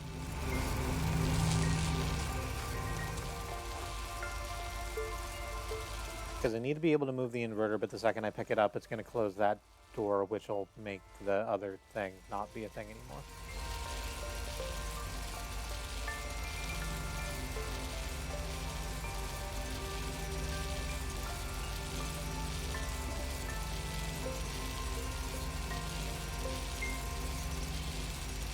Hang on, I just need to pull this back even further.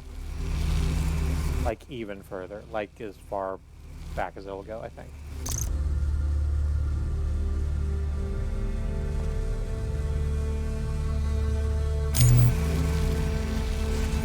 Is that going to give me enough clearance? Yes, it is. Okay, so in order to do that, come over here.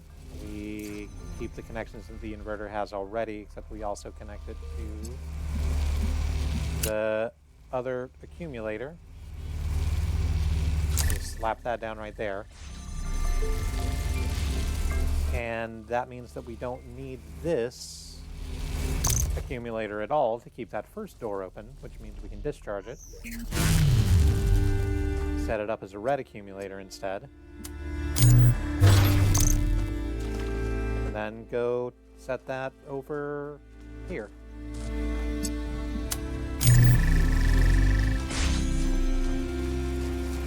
That opens both of the gates, and hooray, wheel progressed.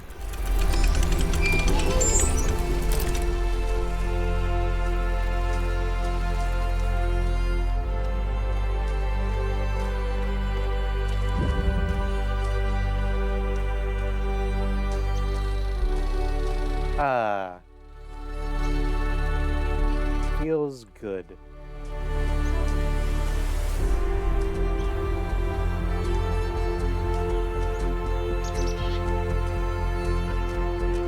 Let's head back to the last, is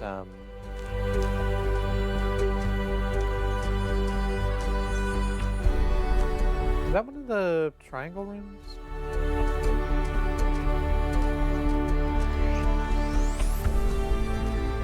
Is that why it's, like, so far over here on its own? And also why it was a little more head-scratchy? Yeah, it sure was. Okay. That's good. I'm glad to have done it anyway. Let's head back to the main path, and I'll pop a squad in front of one of the... well, no. I'll find a pretty thing to go look at real quick, and then we will go to the break.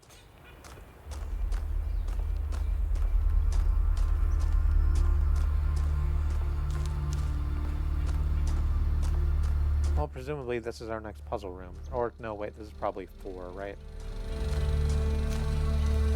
Yeah, I think this is 4.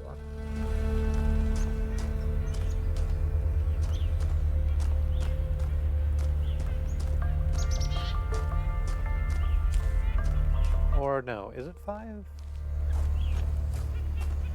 We're certainly, like, circling around the 5 on the thing like it's 5. No, this is 4. No, this is Patrick.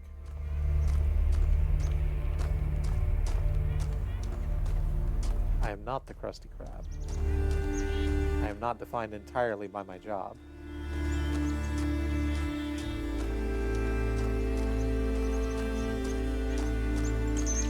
I have a soul and whimsy.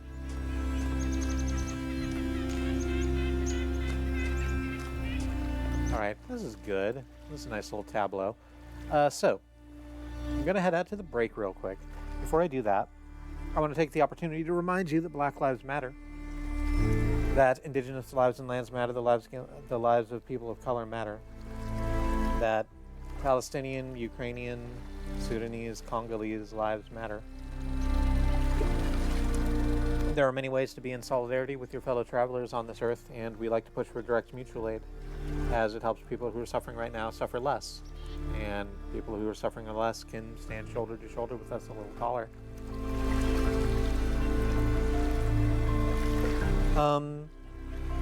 So on the break, I'm going to go to the mutual aid hashtag on my social media and boost what needs I can there. I recommend that you take the opportunity to check out mutual aid initiatives in places you operate, both online and in meet space. Because the only way we get out of this is through. The only way we get through this is together.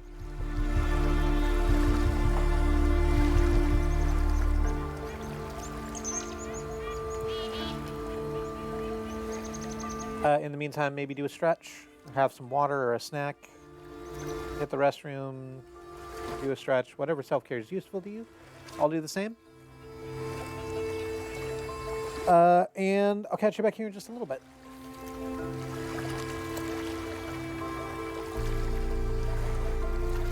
Is that Byron out there?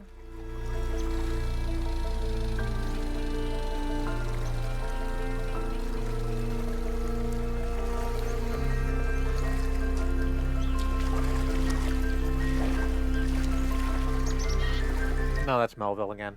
We've already spoken to Melville. All right. Back in a bit.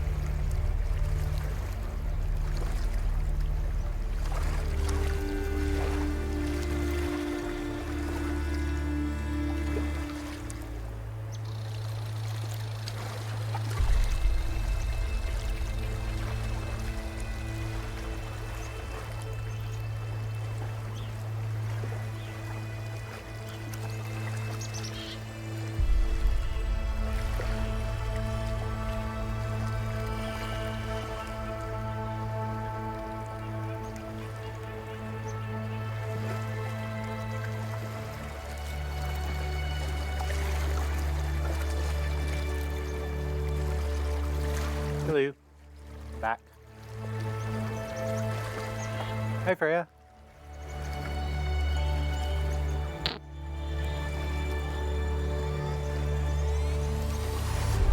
I'm glad you stopped in. We're still in Talos Principle 2. We are still solving environmental puzzles in a beautiful landscape, which is turned to snow here in the northern section of the map.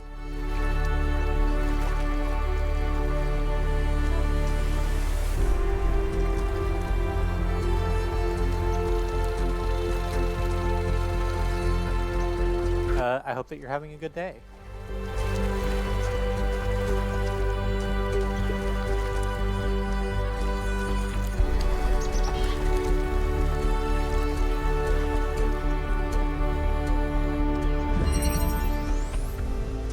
Balance of forces. Sure. I just woke up, but I'm about to eat my big bowl of pudding, so I'm happy. Oh, right, it was chilling in the fridge.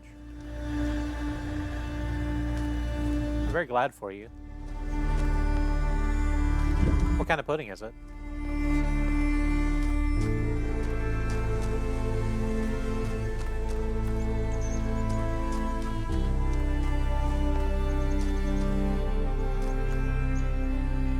Chocolate. This is, and I understand that it is subjective, the best kind of pudding.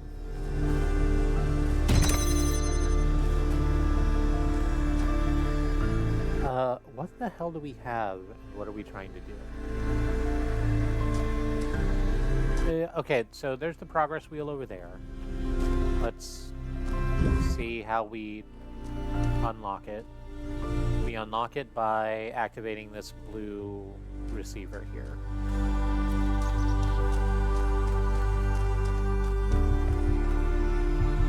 There is a blue laser emitter in here with it, but it's like around a corner, and there's not really a way for us to bring anything in here because the little hallway back here is, it has a membrane in front of it, and we can't carry things past the membrane.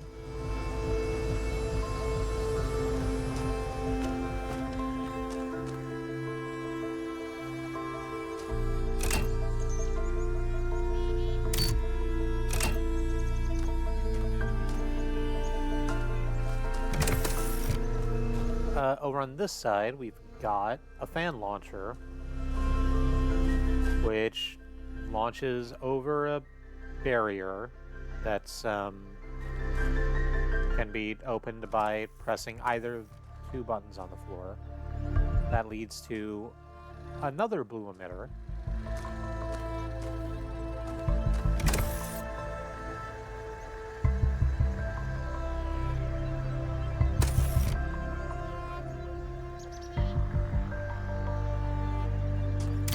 Which is apparently controlling this other fan launcher.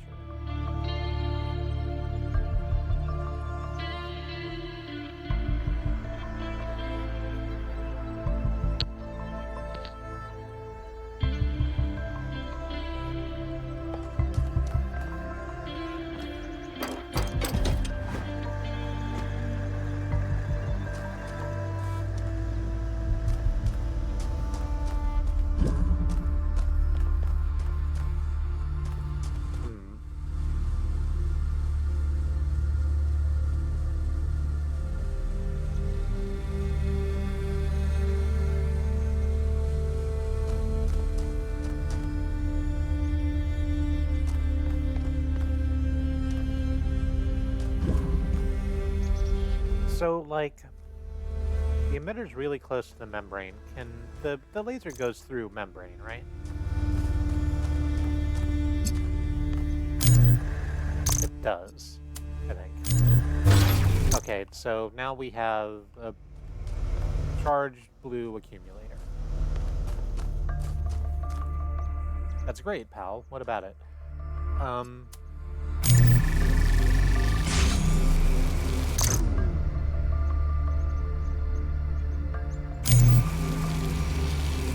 We can bring that back here, and that'll help us activate this fan launcher, but I don't know what that does for us, really.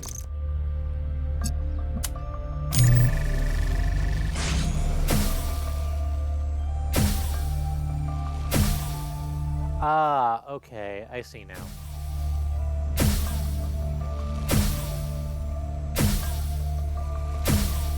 So the fan launchers actually are parallel to each other, so they'll bounce us back and forth. And what we need to do, let me get the hell off of that so that I can, no, stop it.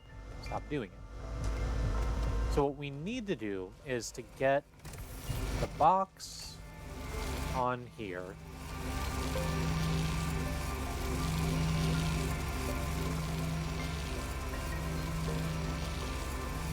No, full stop. That's all we need to do.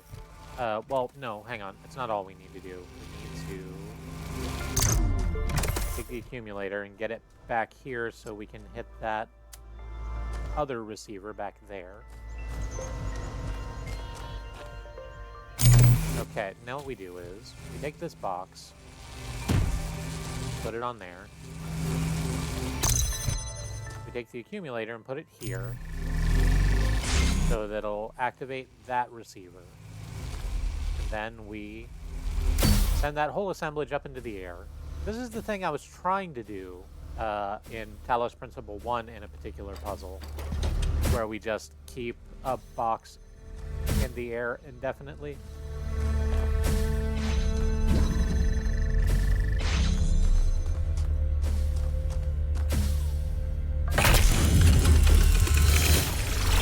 Which we did. It hit the receiver that we needed to hit, and the wheel has progressed. Melville? What is it now? Why did you upload a picture of your hand? Why do you care that my hand is in the picture? Your hand isn't in the picture. It is the picture. I like it. It's very artistic. Let's stay professional, everyone. It's not right to make fun of Melville's comically absurd inability to take decent pictures. She's a hyper-advanced humanoid machine, not a photographer.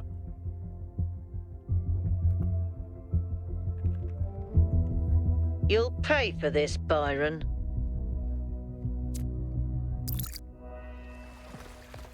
I think it's cute.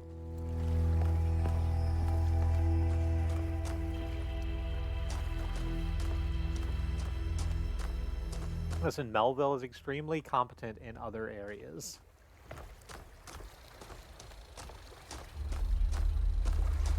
The fact that she is apparently goddamn incapable of taking a photograph, which, as has been pointed out previously, is being done just like through the eyes that she's looking through at the same time.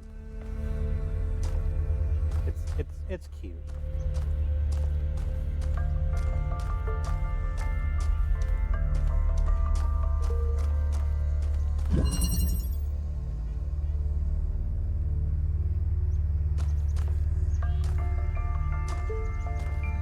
Alright, let's look at 5. Or 6? 6.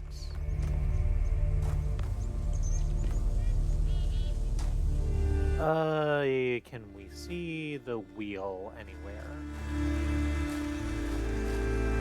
We can have a bit of an idea of what we're going to. Okay, there's the wheel. It's back there. Behind, like, a whole bunch of other shit.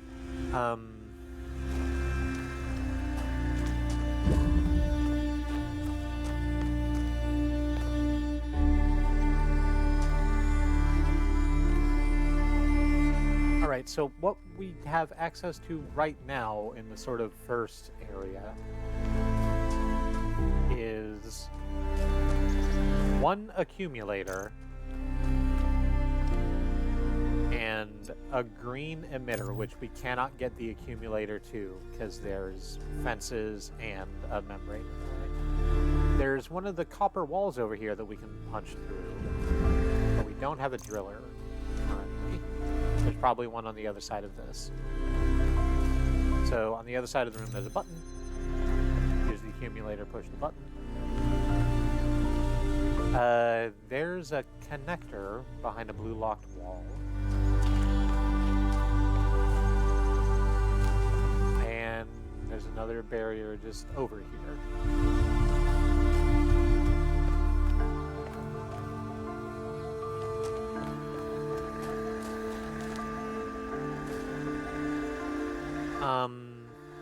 So this is like relatively easy to do. Just go ahead and set that there. Step on the button ourselves long enough for the accumulator to take the blue charge. Then we connect it with the receiver and set it on the button so it can do both jobs at once. That lets us take this converter, which is important for reasons, I assume.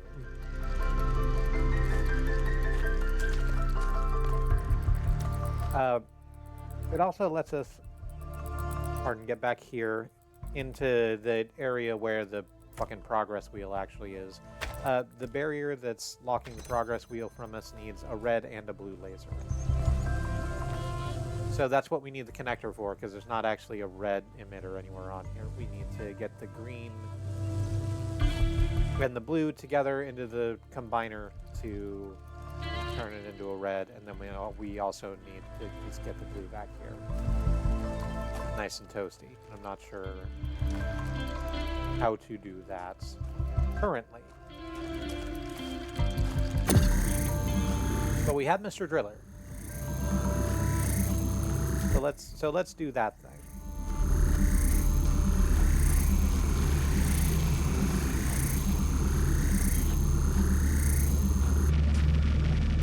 Go ahead and punch a hole in that wall.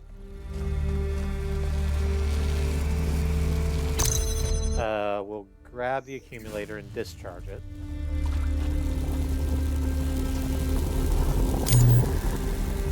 Send it back there through the hole so that we can actually, like, let it get its charge from the green emitter. So now we have a green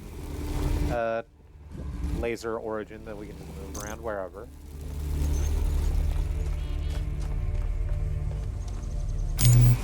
And as I think that is the only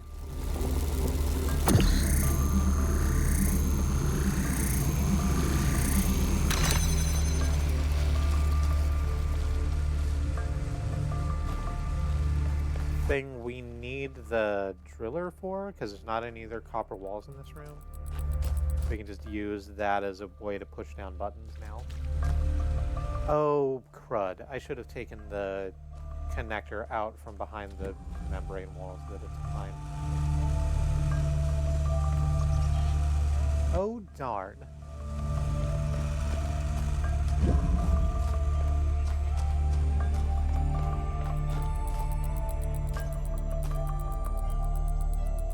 We have a connector still.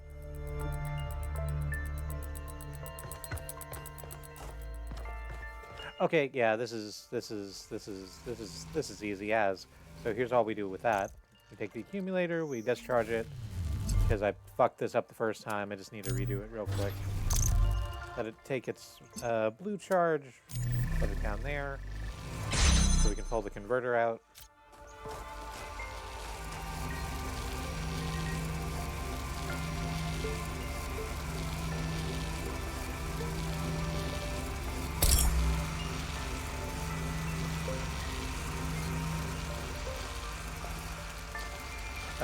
Now we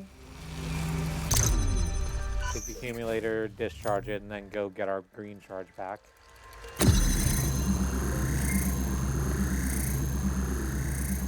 Because I don't need to carry it all the way over here. I can punch a hole in the wall from here.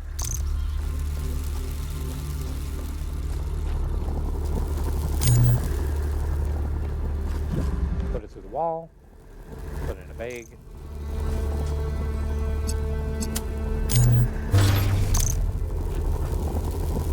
Got our green charge.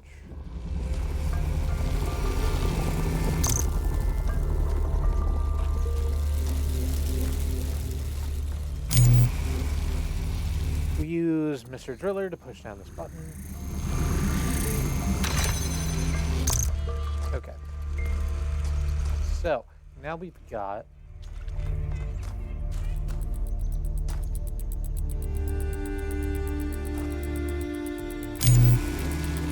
all the things in the innermost courtyard, which is good because that's what we need. We need all the things in the innermost courtyard. I think it's more useful if we use the combiner to hold down this button. We'll go ahead and connect it up to blue while we're about it.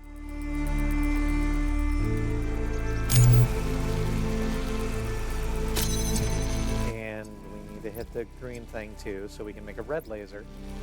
Then send the red laser out to the red emitter, or the red receiver rather. Now we just simply take the connector and let it do its job. Blue, blue. That opens the gate, and wheel progressed. I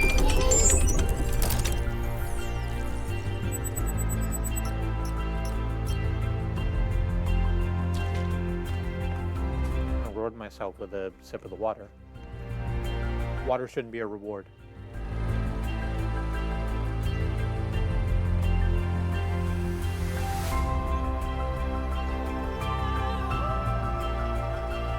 Hey, basic things you need to stay alive, to thrive, shouldn't be a reward.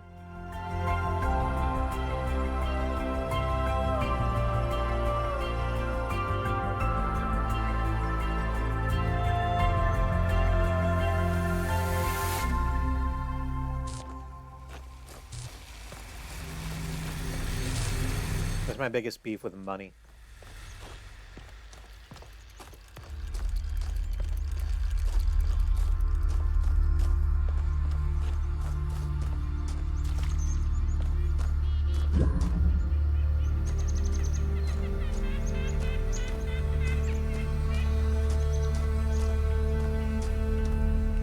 There was a question mark on my compass a little while ago, I think.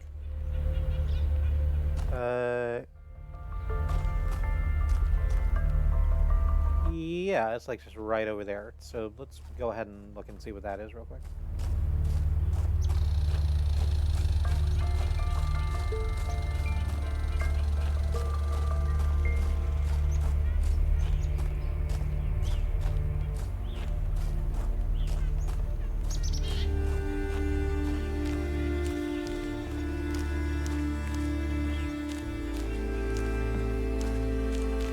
I feel relatively certain it's going to be another... Oh, no. It's another triangle puzzle, I guess. Let's go ahead and do that real quick. I say as if it wasn't on the menu already.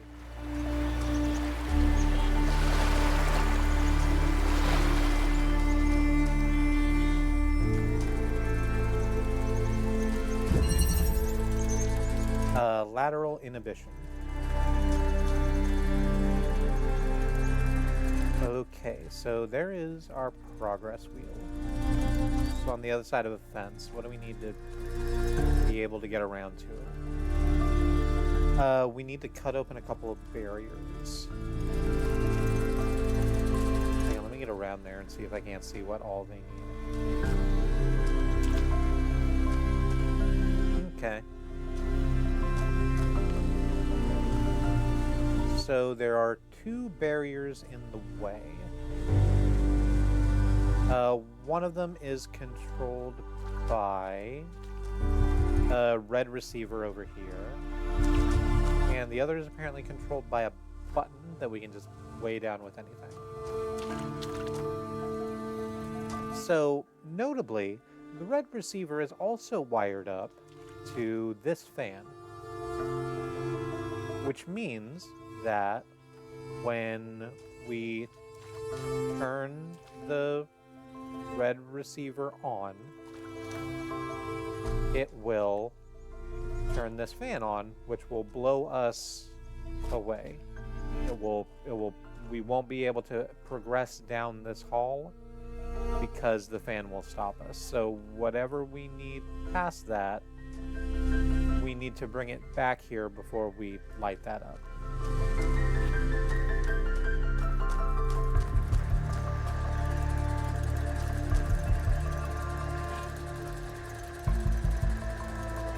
Which I think that's very doable.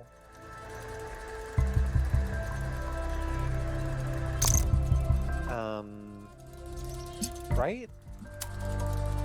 We just like take that accumulator and we put it back here. Something tells me that this isn't gonna work the way I want it to. But I'm gonna do it anyway just to see how it looks, and then I can figure out what's wrong with it.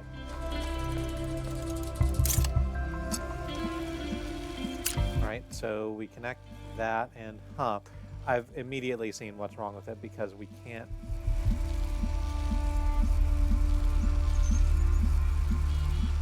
really do, like, it's the exact problem I just said. We set that down. And yeah. We set the inverter down and we just can't do that anymore because we can't get down that hallway. Alright, so how about we just take the inverter and connect it to just the receiver.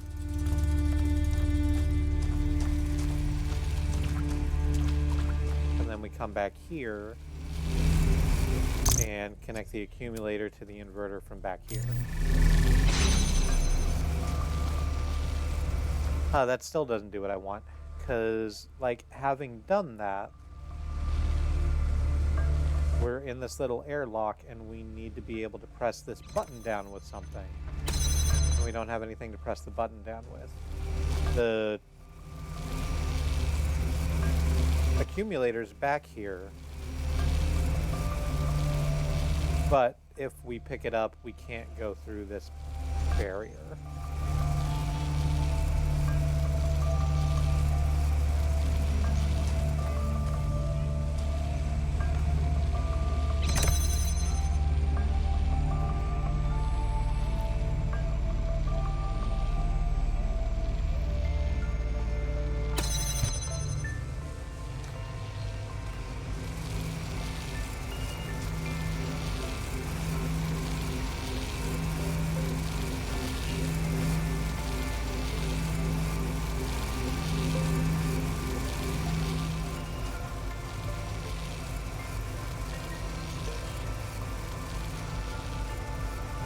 Do I need to bring the inverter back here instead? That doesn't make sense, because the inverter won't be able to reach the receiver from out here.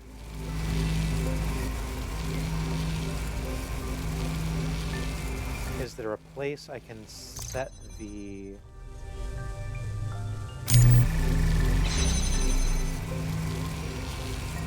accumulator down? No, because the way that it works in Talos Principle is if you try and reach through a barricade that does that, you'll automatically, walk to the other side of it.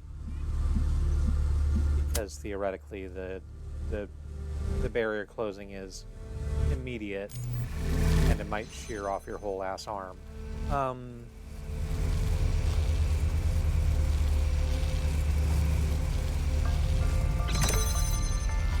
We can't bring the barrier back here. We can't bring the inverter back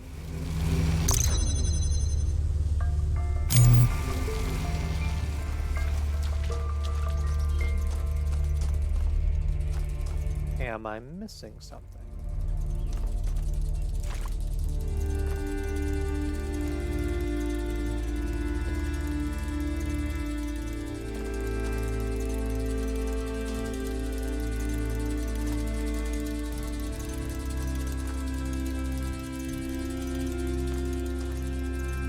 So, like, I could just...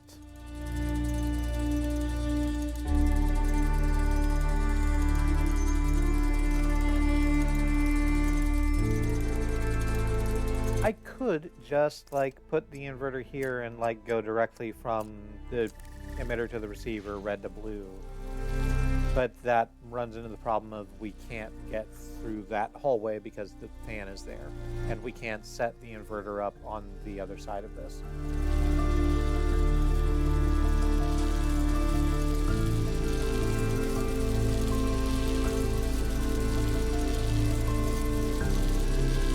I know what we can do. Okay, I've got it. I'm just gonna remove the inverter. we sort of learned about this a little earlier.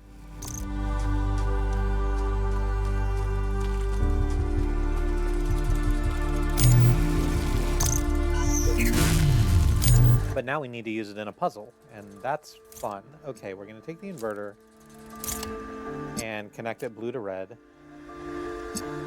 like so. Now we take the accumulator and we turn it red.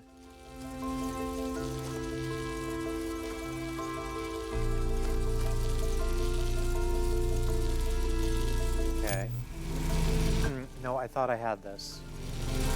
I'm so close. Okay. So, hang on.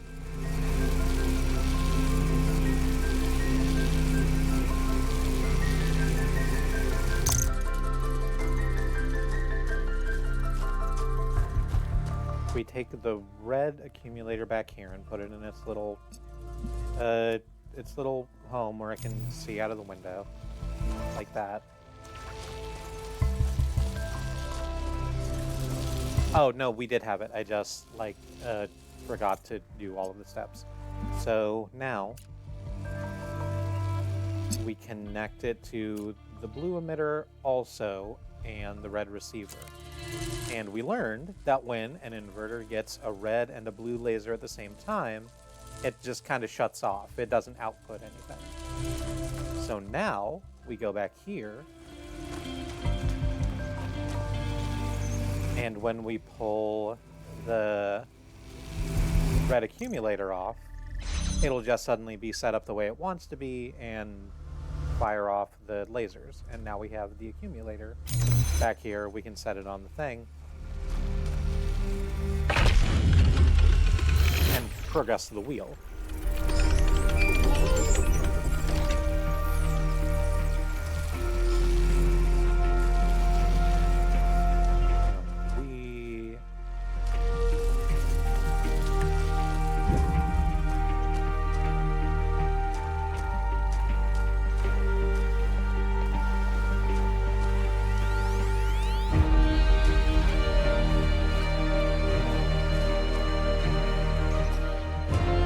Alright, what's left? Like 7 and 8, and then the tower? Like, we could go to the tower right now, but I don't want to. I want to do the rest of the puzzle rooms first. There's also another damn question mark over here.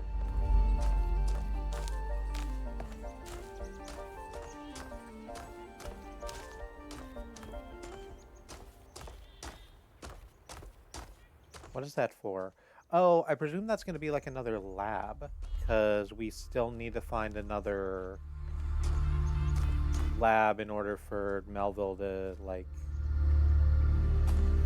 be able to open the path to 3. Yeah, there it is. There's the entrance.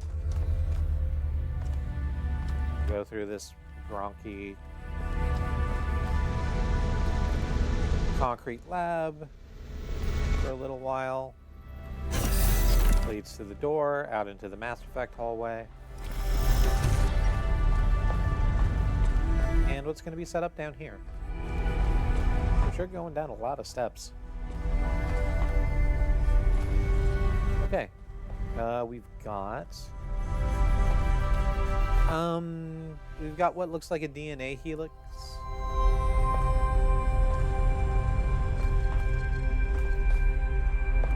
And another room leading off this way. Oh, hey, Byron's in here. Hey, Byron. This is where they must have lived. Athena and Miranda. You know, for a moment, I almost expected to find them here. But the only thing that's still functional is the megastructure. I'm sorry. This must be awfully strange for you being thrown into all this history. But that's why I needed you. Because you're not burdened with all these memories and conflicts and regrets weigh on our minds like a nightmare. A nightmare? Our civilization is caught in a loop, 1K. We freed ourselves from the simulation, but now we're trapped again, and it's our own fault. We're afraid of taking responsibility, afraid of growing up. Instead, we make up some capitalized words and build up all these myths around them. Nature, balance, the founder, the goal. We're afraid to face the randomness of the cosmos, but equally afraid to imagine a better world. So we're stuck. I've been trying to find a way out for years. Something, anything, to get people to understand that we do actually have free will. That building a thriving, expanding civilization doesn't have to involve repeating the mistakes of the past. But I failed. Over and over.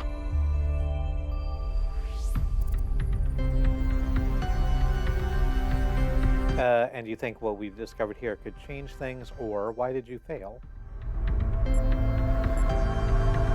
Why'd you fail? Because for some reason, people find it easier to cling to cynicism and self-hate than to actually have hope. Because believing the worst about ourselves, calling ourselves sinners and fools, somehow still seems wise.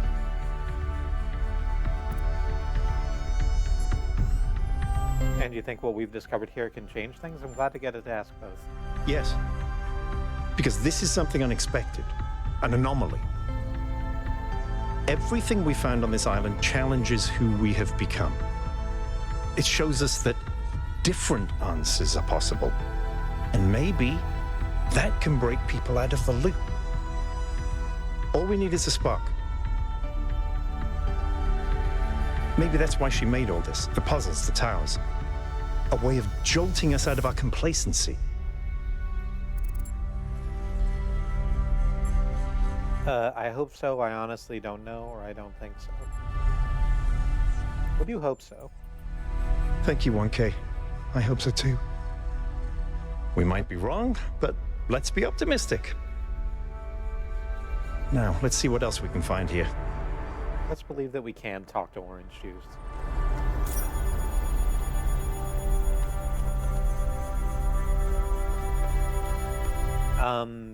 So, like Byron said, this is a living area very clearly in a way that a lot of the other, like, labs haven't been.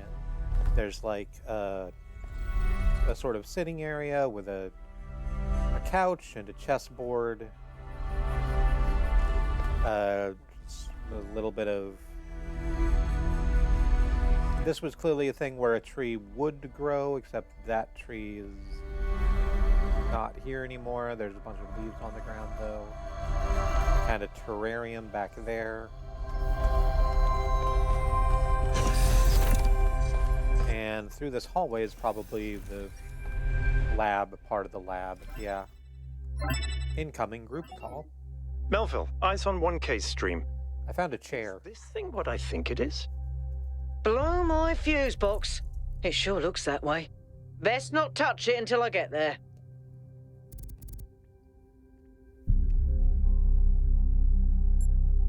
Of course, sound advice, but what is it? I think it's a somnodrome. It's a sort of analytics tool for processing mental data that Melampus streamed up. But all he ever did was sketch out the theory. As far as I'm aware, he never actually built one. Looks like the founder gave it a go. Can you explain it like I was born yesterday? Well, what we know is that our deeper algorithms are hard to pass. Melampus stipulated that the computational power to interpret them in real time would always be beyond us. But in theory, the somnodrome would interpret that data and loop it directly to our senses. People were hoping to find answers to the big questions by having a conversation with our own subconscious. If you ask me, it's solipsistic at best, and pseudoscience regardless. That may be. But if the founder figured it out, then that device could be an extremely important discovery. We should try it, we should study it, we should disable it. I think we should try it. I would advise against it. You may have survived all those data stream overloads, but interface with that thing and you're liable to get bricked. Not to mention risking the data we could get from it.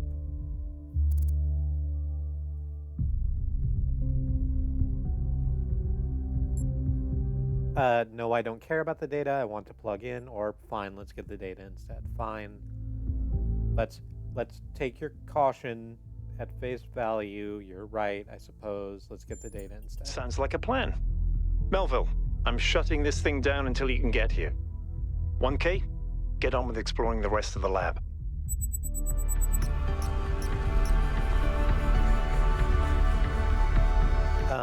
We have a palm reader. Somnodrome prototype. Melampus believed that the answers what we're looking for, the correct way for the individual to exist ethically in society and the world, are within us. Our failure, to him, was not failing to create a better system, but failing to truthfully reflect what already exists within our minds. A failure of connection between the high and the low, the inner and the outer.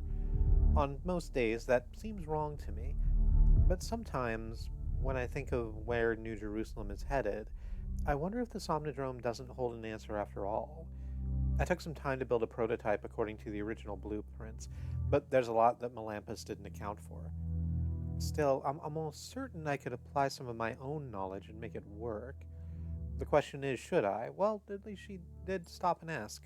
That's from Athena, as if there was any doubt.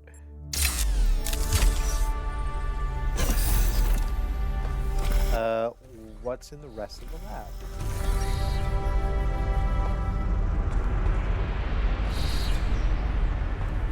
Okay. So here's another setup that's showing teleportation happening in real time. There's a little pad with a rock on it. A flash of light, the rock turns into the sort of purple particle swarm and reappears on the other side, whole again.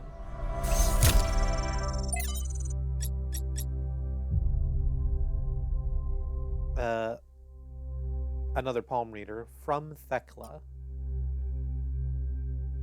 to Athena. Beloved founder, wherever you have gone, I continue to have faith in just a massive fucking chunk of hex code. You are our mother, our creator, the chosen of the progenitor. I am certain that this is a test, a trial like the ones you faced in the simulation, and we will learn from your example and keep the faith. Praise your name, Thekla 862. Thekla is the one who gets very preachy in the social media blasts. Noma Project 6. Trials 1310 to 1392. Results confirm the anomaly is consistent. Hex codes. Trial 1393 to 1551. There was no error in Trial 108. The error is in our understanding. Trial 1552 through 1701. Another massive chunk of hex code. We need to start over. Next. From Miranda to Athena. Next is the name of the thing. I'm not just saying the next one of them. I went ahead and ran the next set of trials anyway. I know you said to wait, but the data we got from the last batch was just too amazing. Every step leads to the next, like a progression of musical notes. We're so close, Miranda. And a thing to download. We're about to get the flashing lights coming in.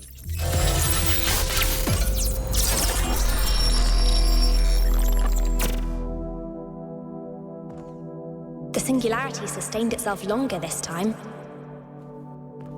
Did we get the data? We did. I think we just obsoleted quantum physics. Maybe. Let's not get ahead of ourselves. We need to be able to replicate these results. been wondering. You told me that in the simulation, one thing that kept you motivated was looking for answers. Do you think that with the work we're doing, we'll ever run out of questions to ask?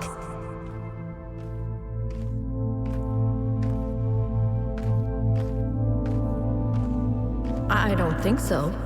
Trying to understand the universe means asking the same question over and over. How?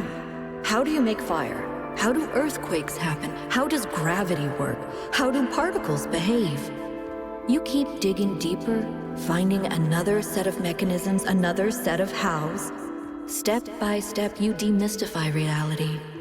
But then, if you keep doing it long enough, one day, you run out. You've answered all the hows. You know how the universe works. So, now what?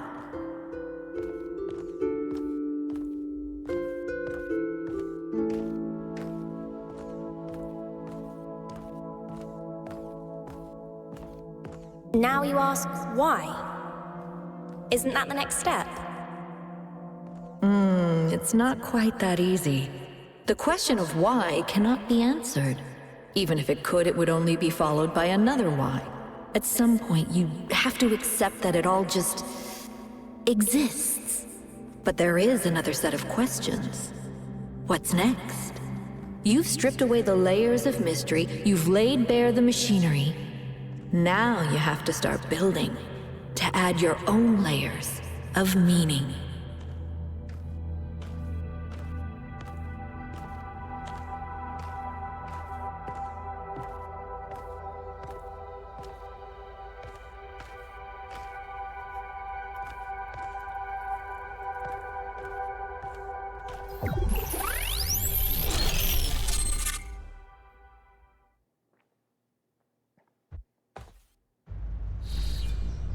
The flashing lights are done.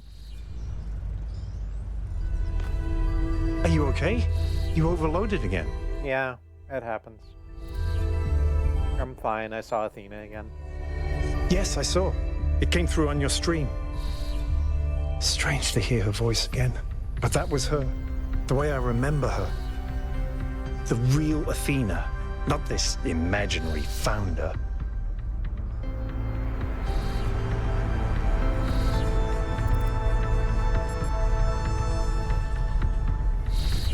Tell me more about her. I was one of the first she woke up. There was just a handful of us in those days. A small family in the ruins of a dead civilization. It was hard. Harder than anyone can possibly imagine. We had nothing except what Alexandra Drennan and the Institute left us.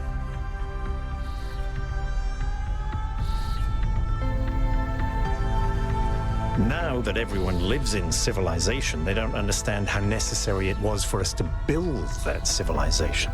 They can fantasize about living in balance, limiting growth, retreating behind our walls.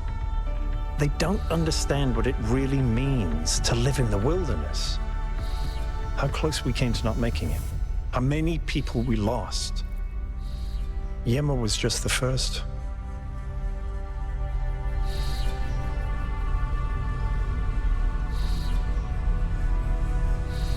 But Athena understood. She believed in humanity. She believed in us. In the inherent value of consciousness. Her dreams were so much bigger. She wanted us to reclaim the Earth, to reach for the stars, to build and grow and learn.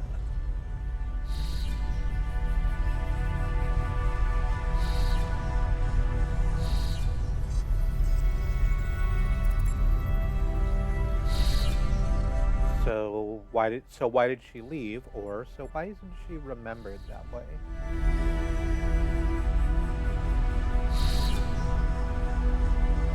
I think the second question answers the first, so why isn't she remembered that way? The city was already changing before she left, turning inwards, forgetting the future. Once she was gone, other people shaped her memory, turned her into the symbol they needed. I understand all that, as depressing as it may be.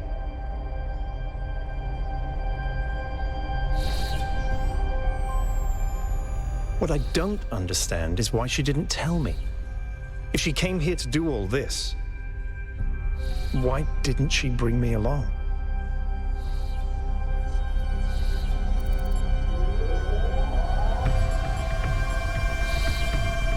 I'm sorry, it must have been hard to lose your mentor. She shouldn't have deserted her people. She did what she thought she had to. Let us be empathetic. It was. But maybe I was wrong.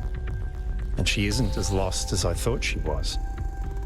If this is all a test, maybe the answer is waiting for us in the megastructure.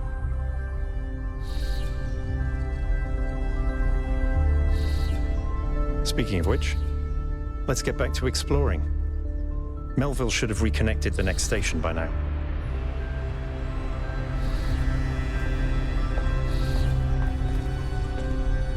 Sure. Are we like not going to talk about the teleportation machine though?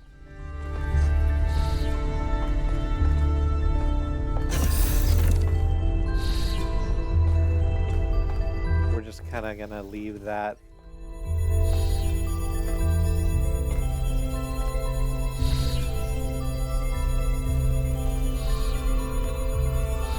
I can just stand on it.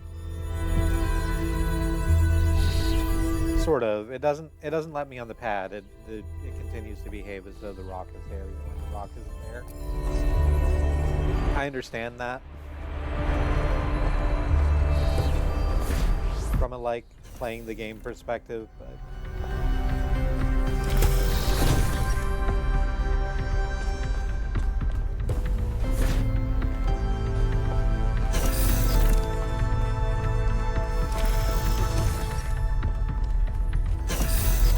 kind of want to go have another look at the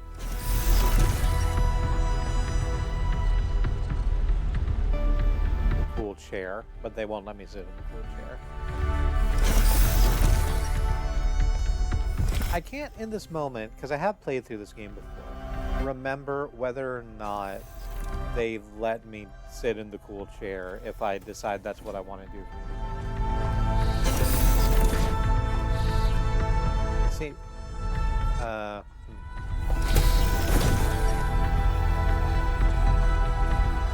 it would seem like a wild fucking choice. This way? Yeah, it's this way, because it's back up the stairs. Mario 64 endless staircase, not wave. There we go.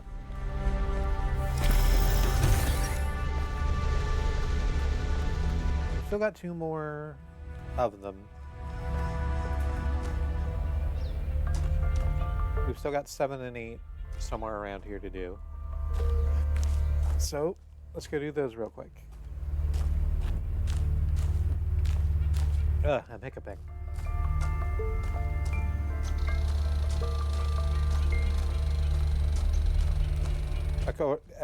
As I continually say, according to the folkwism that I made up, if you suddenly hiccup with no obvious reason, it's because someone is thinking lustful thoughts about you.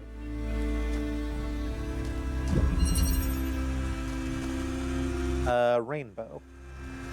Okay.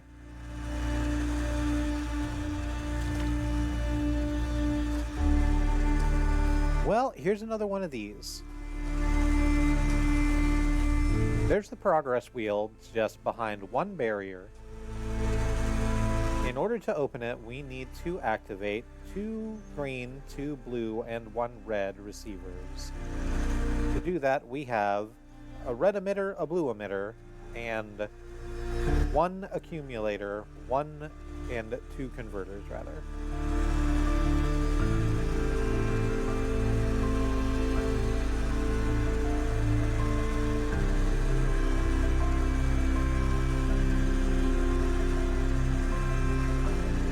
So,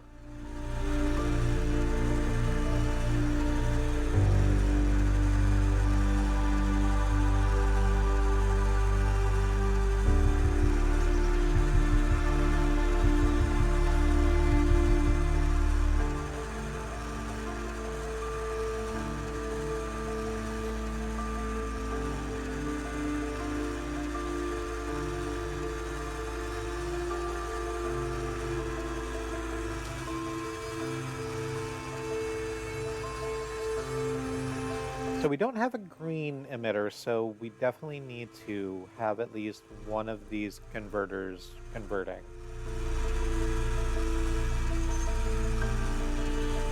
The red and the blue into the green.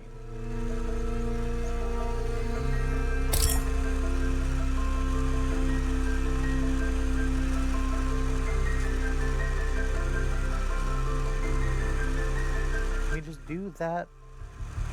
Can we just do that and then decline everything else? No, not really.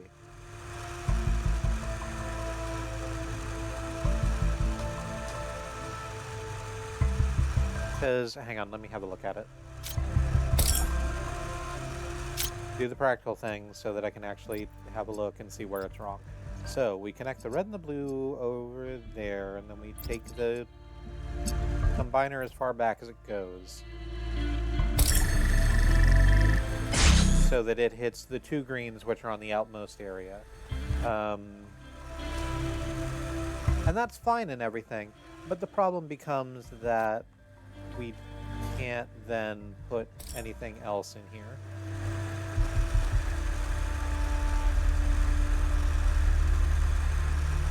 Oh no, I'm completely wrong. This is actually like...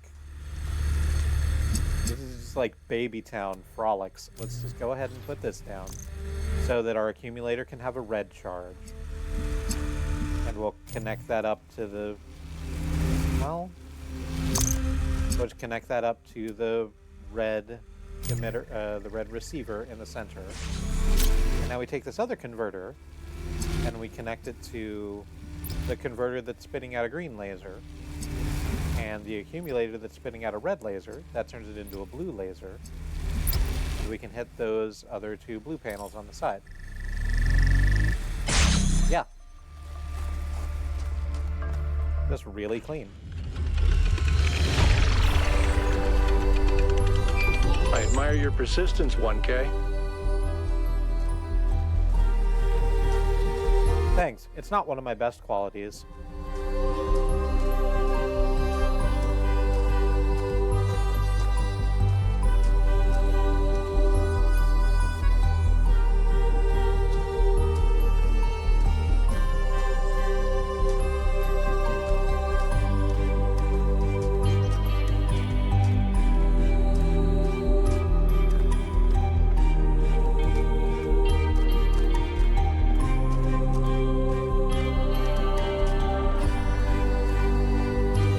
In this particular situation, it's useful.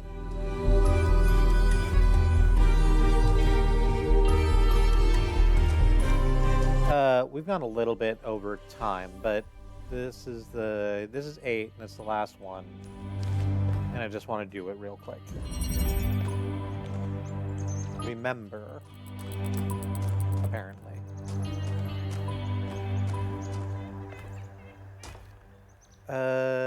There's a fucking fan launcher. There's another fan launcher over here. They're offset from each other, so it's not the throw it out into the universe and see if it sticks thing. There's an accumulator back here in a little area that's cordoned off by membrane, so we can't take it out right off the bat. There's a fan launcher in where it is.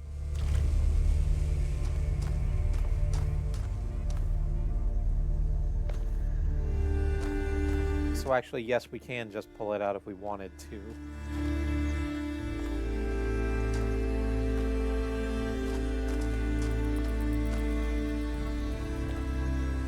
Except we can't because we need to put a thing down on that switch in order to be able to use the fan launcher, and we don't have anything to press down the switch that isn't to the accumulator.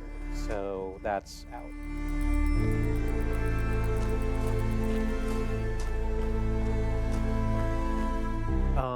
Back over this way is a barrier that's red locked.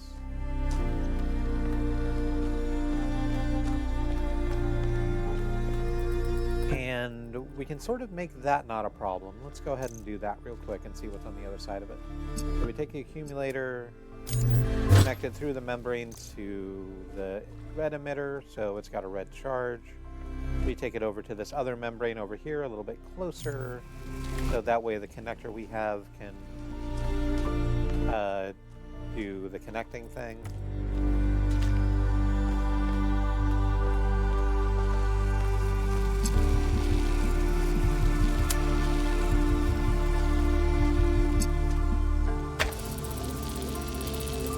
No? Damn it.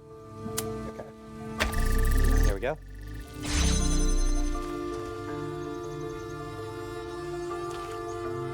That.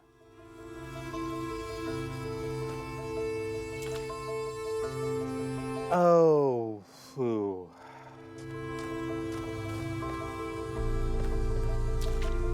Okay, so on the other side of the barrier is another small little courtyard, and in the courtyard we have the area with the progress wheel. It's red locked, and the thing that's and the receiver that it's locked behind is behind a fence, so we need to find a way to elevate the laser somehow.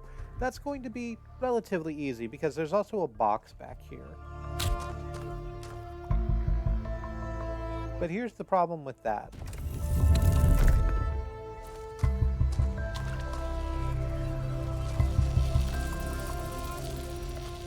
There's another thing in here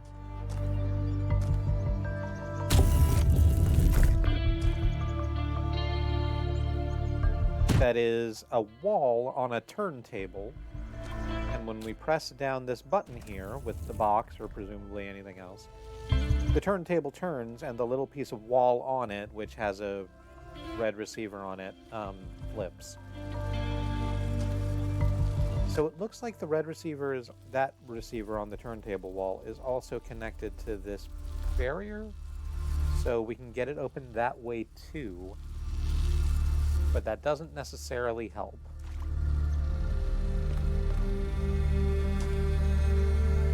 I don't know why I'm bothering with any of this.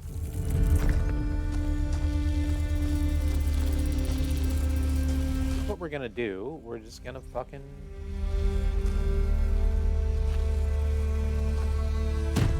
set this box down here and send it over that way.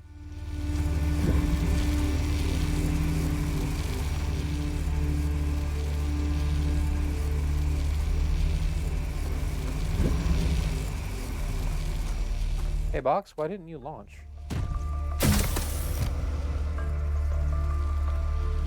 Thank you. Thank you, box. Alright, and this is how we break the...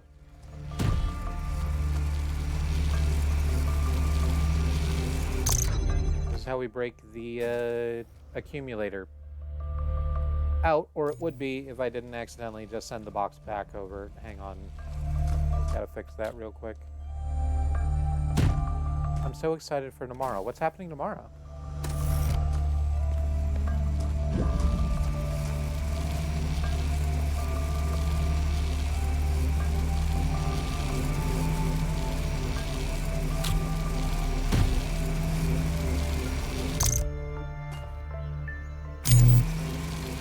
I'm going to see my prince. Oh, that's lovely.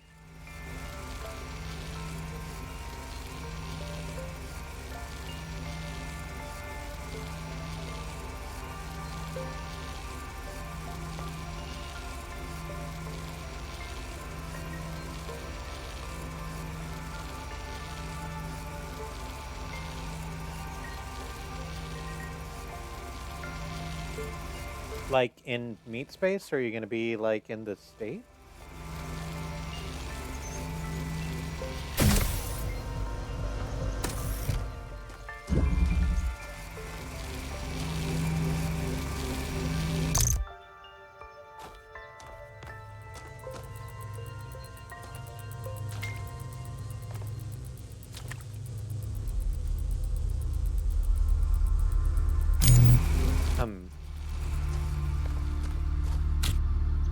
I didn't need to do all of that, but I now see what the problem is.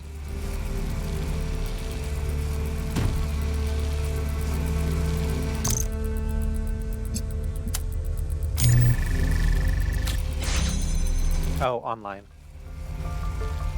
That is also very good. And I'm very happy for you for being able to get to do that.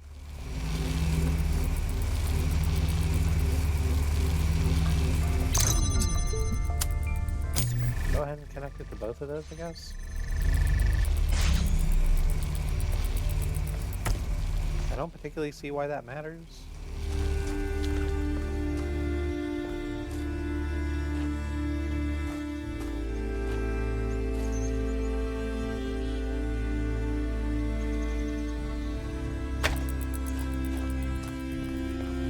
We're gonna have to move this over a little bit in order to be able to do the thing I want it to do.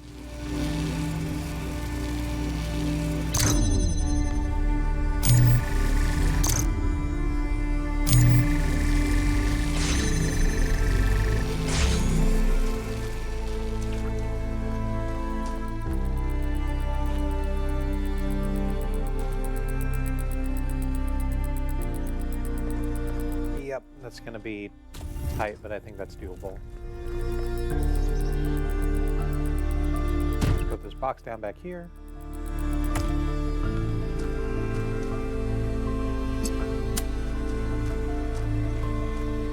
Connect and connect things.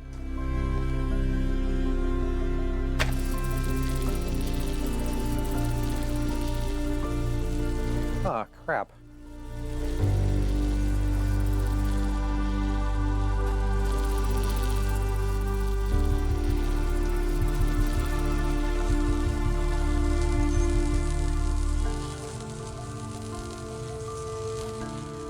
That's not tall enough. It would be tall enough if the box were closer, but the box isn't closer.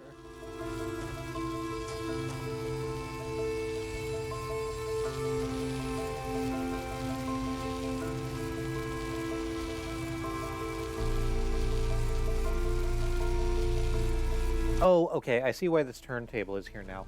So here's what we do about that.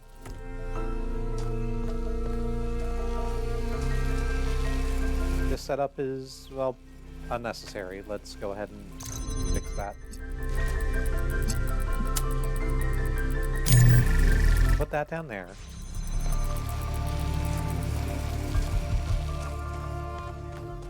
Now we grab the box. Set it down there, so we flip the turntable around so it's facing inward to the sort of opening area. And because it's doing that, we can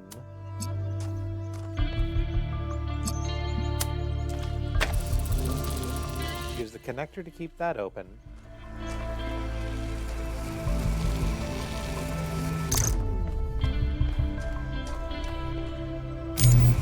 That'll keep that going.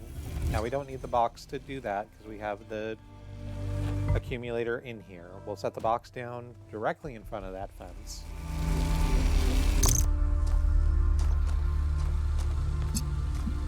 We'll put the accumulator right the hell there. And ta-da. Ta-da. Final wheel progressed.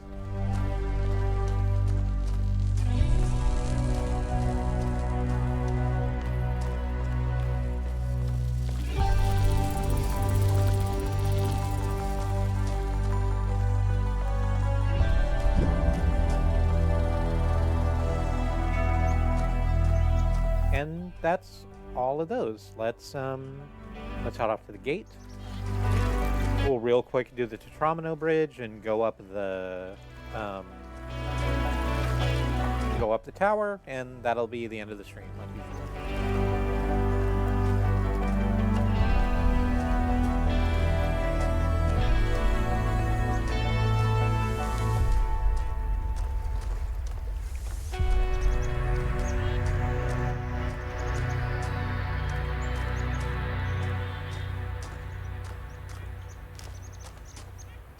I'll just say fuck the path and just cut directly through the forest. It'll be fine.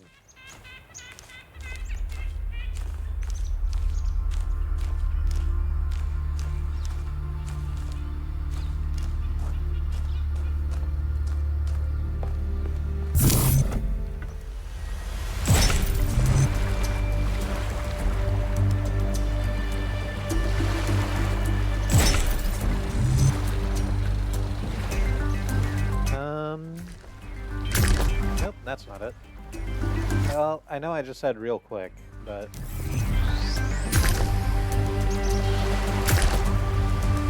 that's not going to be it either. We need to start with a different piece than this piece.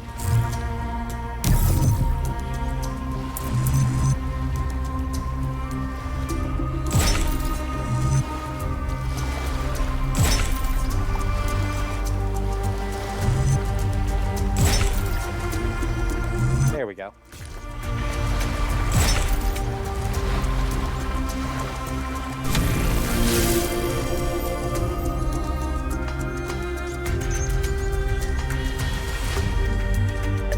And we're gonna... well, there's a Miranda. I actually have to go now, but thanks for streaming. It's good seeing you. We're almost done here. You're not gonna miss much. Have fun on your date. I'll see you later.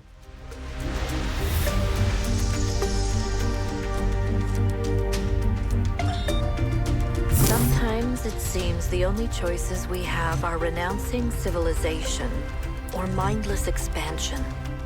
But that's not the only path forward. Embracing deliberate control over nature doesn't have to mean destruction. We are a species of artists and artisans, blessed with the ability to transform the raw material of the cosmos into new and better shapes. Shapes that have meaning. With our technology, we can take this chaotic world, so full of suffering, and turn it into a work of art.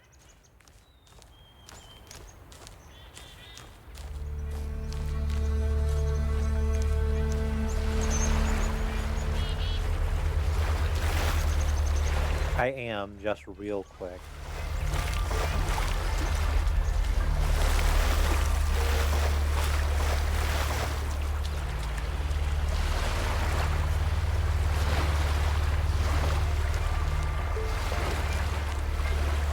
Gonna come out here to this little offshoot because I remembered that this is where the other switch is for the Sphinx puzzle. We're still missing one of those, and I don't know where it is. And I'm not gonna fuck around with that right now. I've kind of decided that I'm gonna go look at all of the Sphinx puzzles as I come across them, and if I can solve them like pretty immediately, I'll try and do that.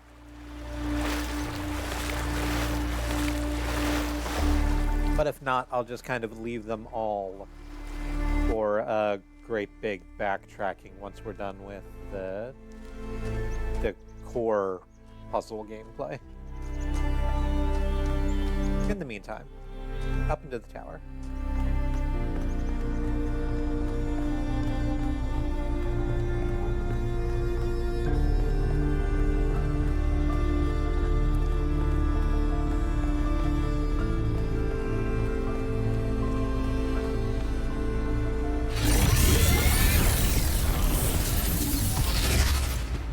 Alright, who's up here at the top of the tower?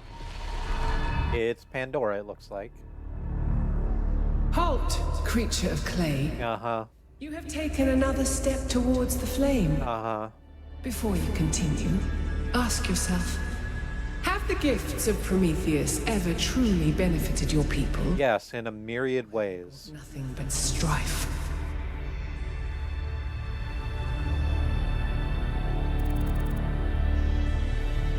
Without his gifts, we would no longer even exist. His gifts have greatly eased the suffering of the world. We have made mistakes in using them, but the good outweighs the bad. They have caused great harm, but they cannot be put back into the box. They have been a curse to my people. Lady, I'm a robot.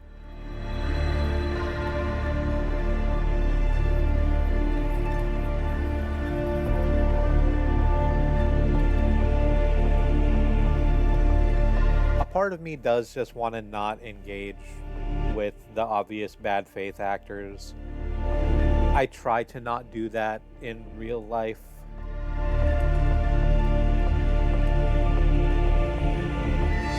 But in service of the story of the Talos principle and like presenting the philosophical concepts that it grapples with.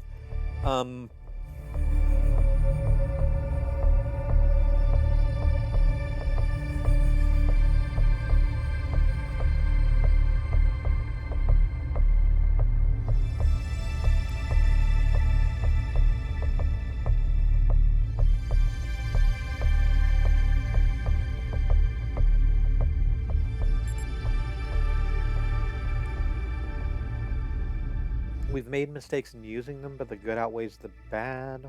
His gifts have greatly eased the suffering of the world, I think, are the two answers in here I'm interested in. Like,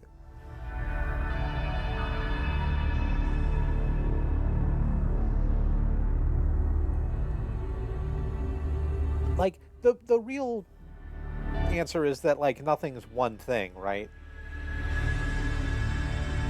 Like, what she is presenting is a false binary, like most binaries. It's like, oh, are these good or are they bad? And it's like, motherfucker, like, you can use fire to power a train, or you can use a fire to burn a house to the ground. Choose a choice.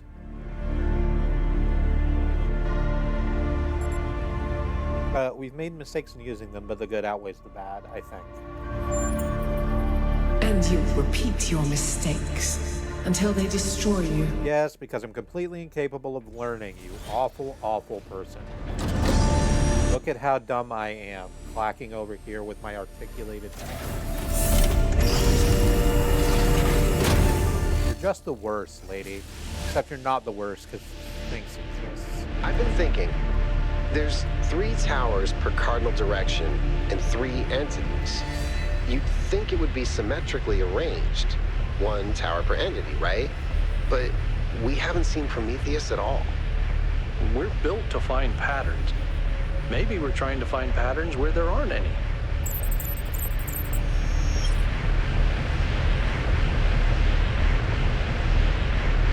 Right. So that's gonna be, I'm gonna step out of the tower room real quick to end the stream with a little bit of a better outlook.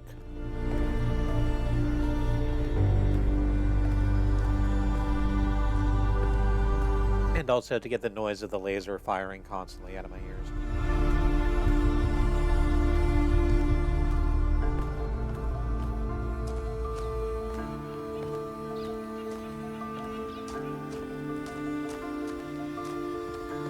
I'm gonna call her Trish. Alright, so let's look at it this way, I think. So thank you all for joining me. Freya's gone, but thanks, Freya, for stopping in. Thank you to anyone watching this as a VOD. Tomorrow is going to be more of this. Same bot time, same bot channel. I've been September of the Free Association, and I want you to know that I love you. Keep yourself safe.